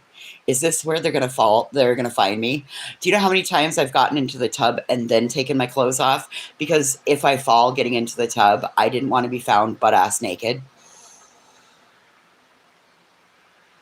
And again, it's something you only think about if you live alone.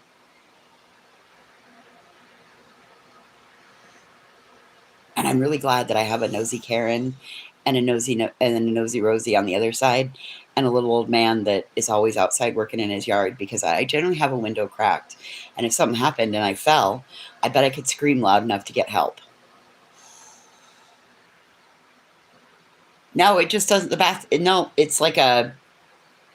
It's just like a walk-in shower with no lip on the edge of it. It's like sloped in one side, so it all kind of.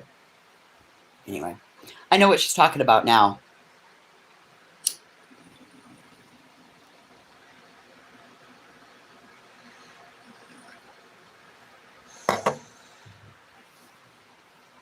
Does yours have a little bench in it? When my dad redid Grandma Lassiter's bathroom. So my Grandma Lassiter was born with 2 club feet. And I think she was born in... well, she graduated high school in 1942. So she was born in the 30s.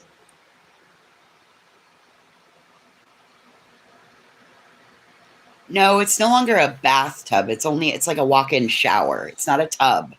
It's a walk-in shower. You have to shower in it. You don't get to soak in it. I know what you're thinking of. You're thinking of those little bathtubs that got a door and you walk in and close it and then fill it up.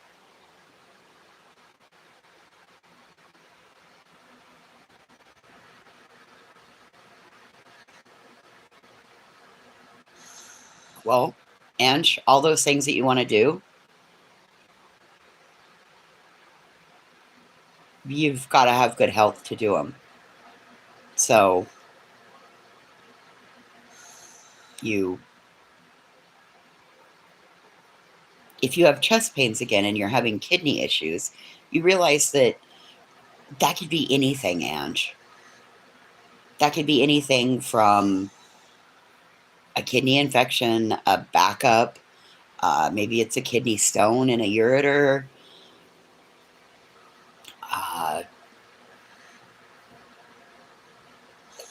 multiple things, right? And it could be a symptom of something else, but it's presenting that way. Again, that's why you should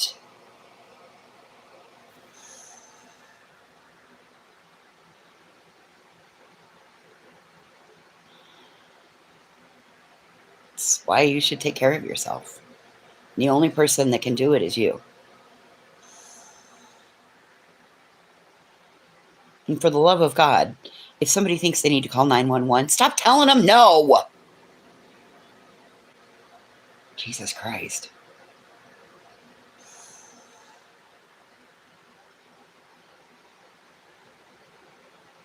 Sorry I'm so mean about this, but it's a zero tolerance policy.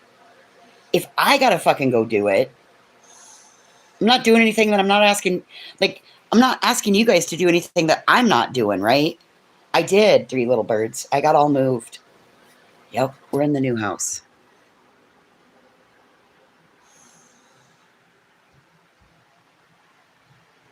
Yep, we're in the new house. Everything is different. But I'll tell you, I don't mind this little place.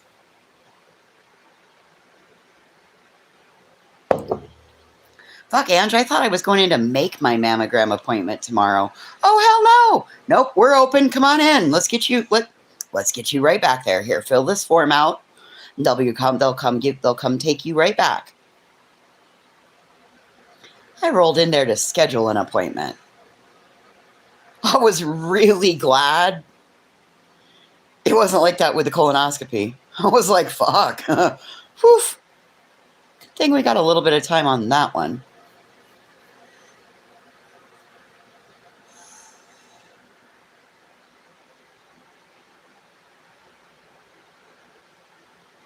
Oh, yeah. And listen, it's not bad in here now.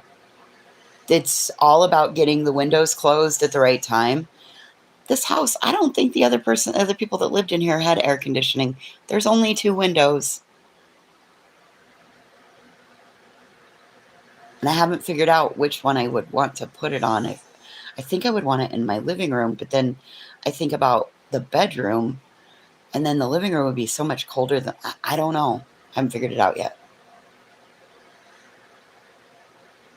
But until we get to the point where we're not cooling down when it's staying 70 overnight and then going up into the hundreds, I'll probably be okay for a little minute. I just know it's fucking frustrating, the situation that happened, but whatever. Can't do anything about it now. It's all gone.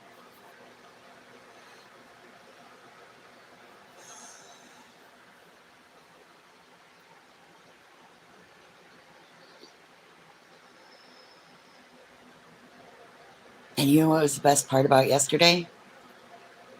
I know that my boobs are healthy. You know why?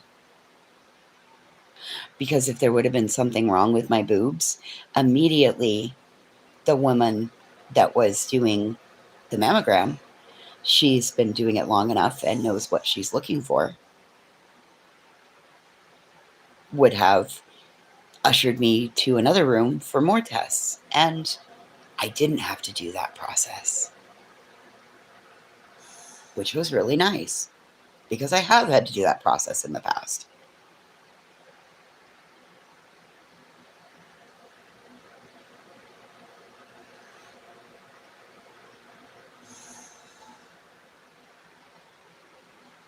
Well, listen, I might have a little bit more up there to work with than most, so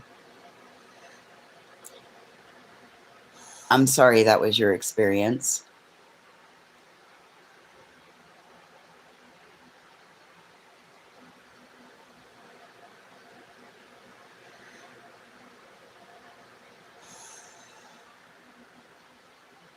Sounds like that hurt too. That'd be an awful place to have a skin tear underneath your boob. Ow. Ow, ow, ow.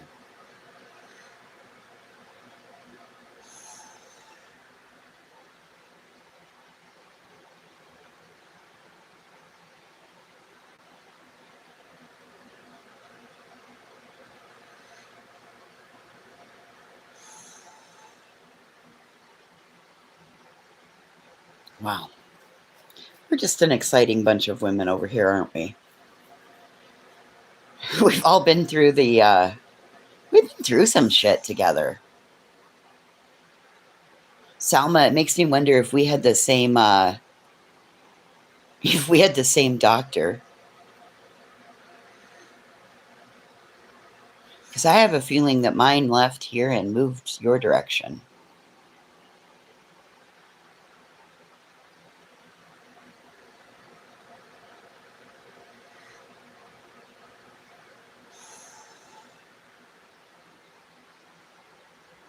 Exciting is overrated. Listen, some of the best days are the days that you get up and you just meander around. And the next thing you know, it's 4 o'clock. And then the next thing you know, it's 8 o'clock. And it's time to do tomorrow. That's when I know it's been a really good day.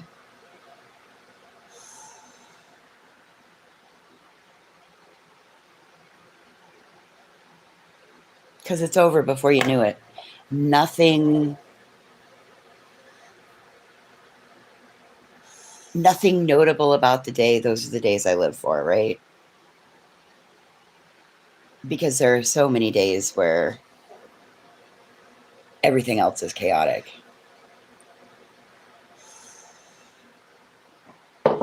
I'm currently at the mercy to find out when my next work day is because somebody else is scheduling my schedule. Bit of a control freak when it comes to my time. Don't like waiting. Makes me very anxious. Very anxious. To the point that I kind of have heart palpitations from time to time when I think about it.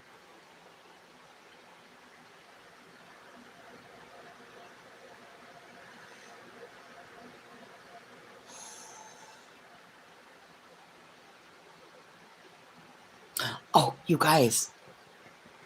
In my gift package that arrived, that got sent to Thermop, and we got it back here. Number one, I did call the post office and say thank you. Because, the post office didn't have to do what they did, but they did it because it's a small town post office, right? And it was the right thing to do. But I got sublimation ink and I got sublimation paper, which are phenomenal because sometimes you have the best of intentions that you're going to print a design and you think you're printing it at the right size and it's not the right size or whatever. So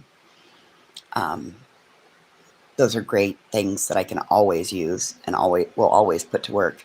And my ink levels were getting low. To be honest, it was the perfect timing for it. But included in that package were new Sharpies. And I didn't have these Sharpies. These are just some of them. There's a whole bunch of them. Hang on, and I'll grab the package. I had never seen these before, you guys. These are Sharpies that'll write on light or dark paper. And they are so bold and vibrant colors.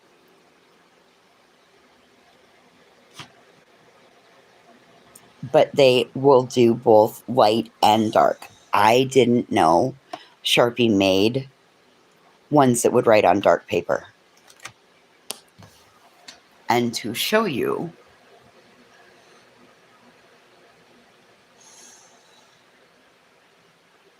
well, I hope he gets treatment for it, Three Little Birds.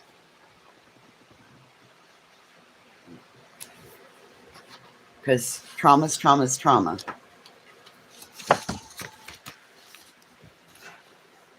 And look at how vibrant they are. And yes, they will cover up the black lines. Oh my God, what is underneath my finger now? That's gross.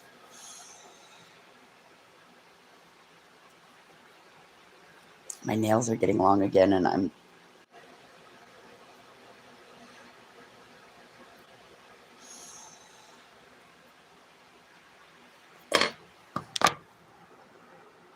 But look at how vibrant.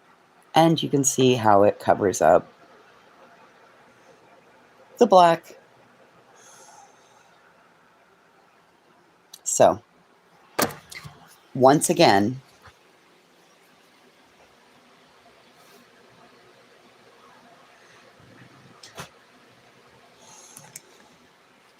Sweet Emily did amazing. I didn't know that they were in that box. I needed to be able to give an idea of what was in the box, so I had to ask her, and she's like, I got you ink and paper. I'm like, oh, well, I can plead my case to the mail lady then. It's for my business. Anyway.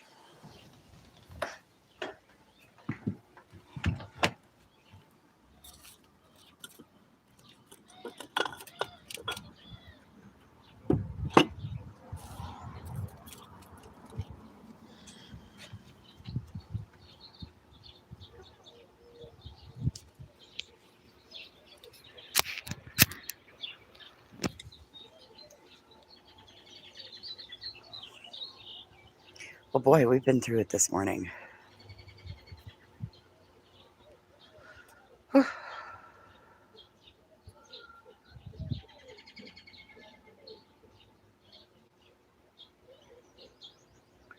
I hope whatever you go on to do today, whether it's just resting, healing up, or you make your doctor's appointment, I hope it is pain-free and your wait time on hold is very short.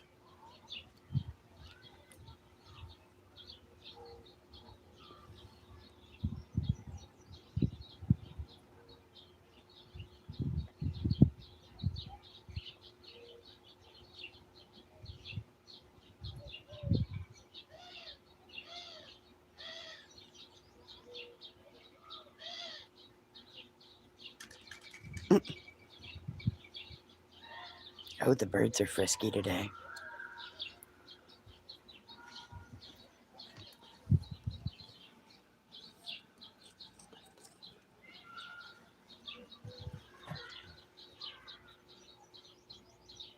I don't know if I'm going to get out of my clean pajamas today.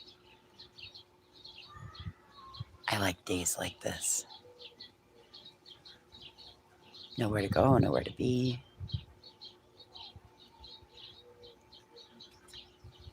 Keep thinking there's something I have to do today, though. I don't know what it is. Oh well. It can be done tomorrow. Oh my god, that tiny terrorist is angry.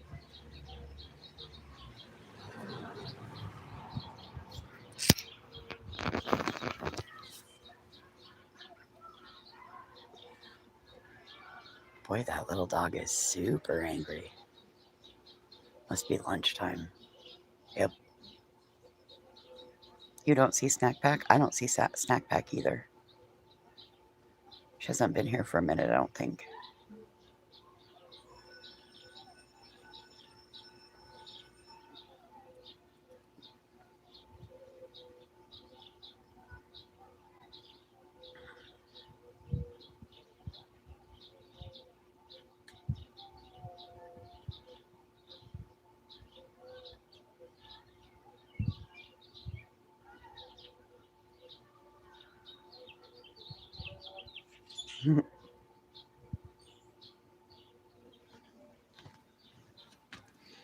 You might be back. Are you back behind in the live? Sometimes they blip and they go back. You go backwards.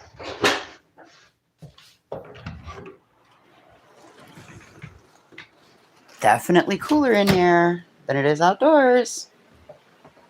We'll take it.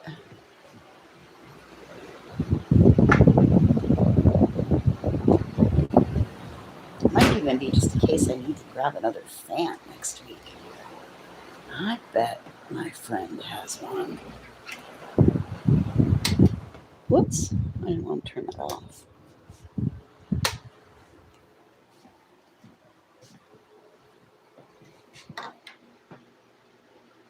I think maybe we do want it to go back and forth. There. All right. Well, friends, now that I've fought with the fan, which I think I'm going to move stuff around, and I think if I lower it down, I think it can fit up there on top of the fridge. I just have to move some stuff around. And if it fits up there, then I can point it downward and make it rotate, oscillate, and go back and forth. And that'll keep the air moving. That's really all I need right now, is the air to move. Because the air is comfortable. Anyway, I think that's going to be my project, which means I have to dig a stool out. And then figure out what to do with the other fucking shit that's on top of the fridge. But now that the leak isn't there, I can finally I could put the little crates of cleaning things. Yeah, I'm going to go work on that. Anyway, I hope you guys have a great day. I'll come back later, probably. You know me, I can't stay away. Hotel California can check out, but never leave. Be safe. Enjoy your day. Bye.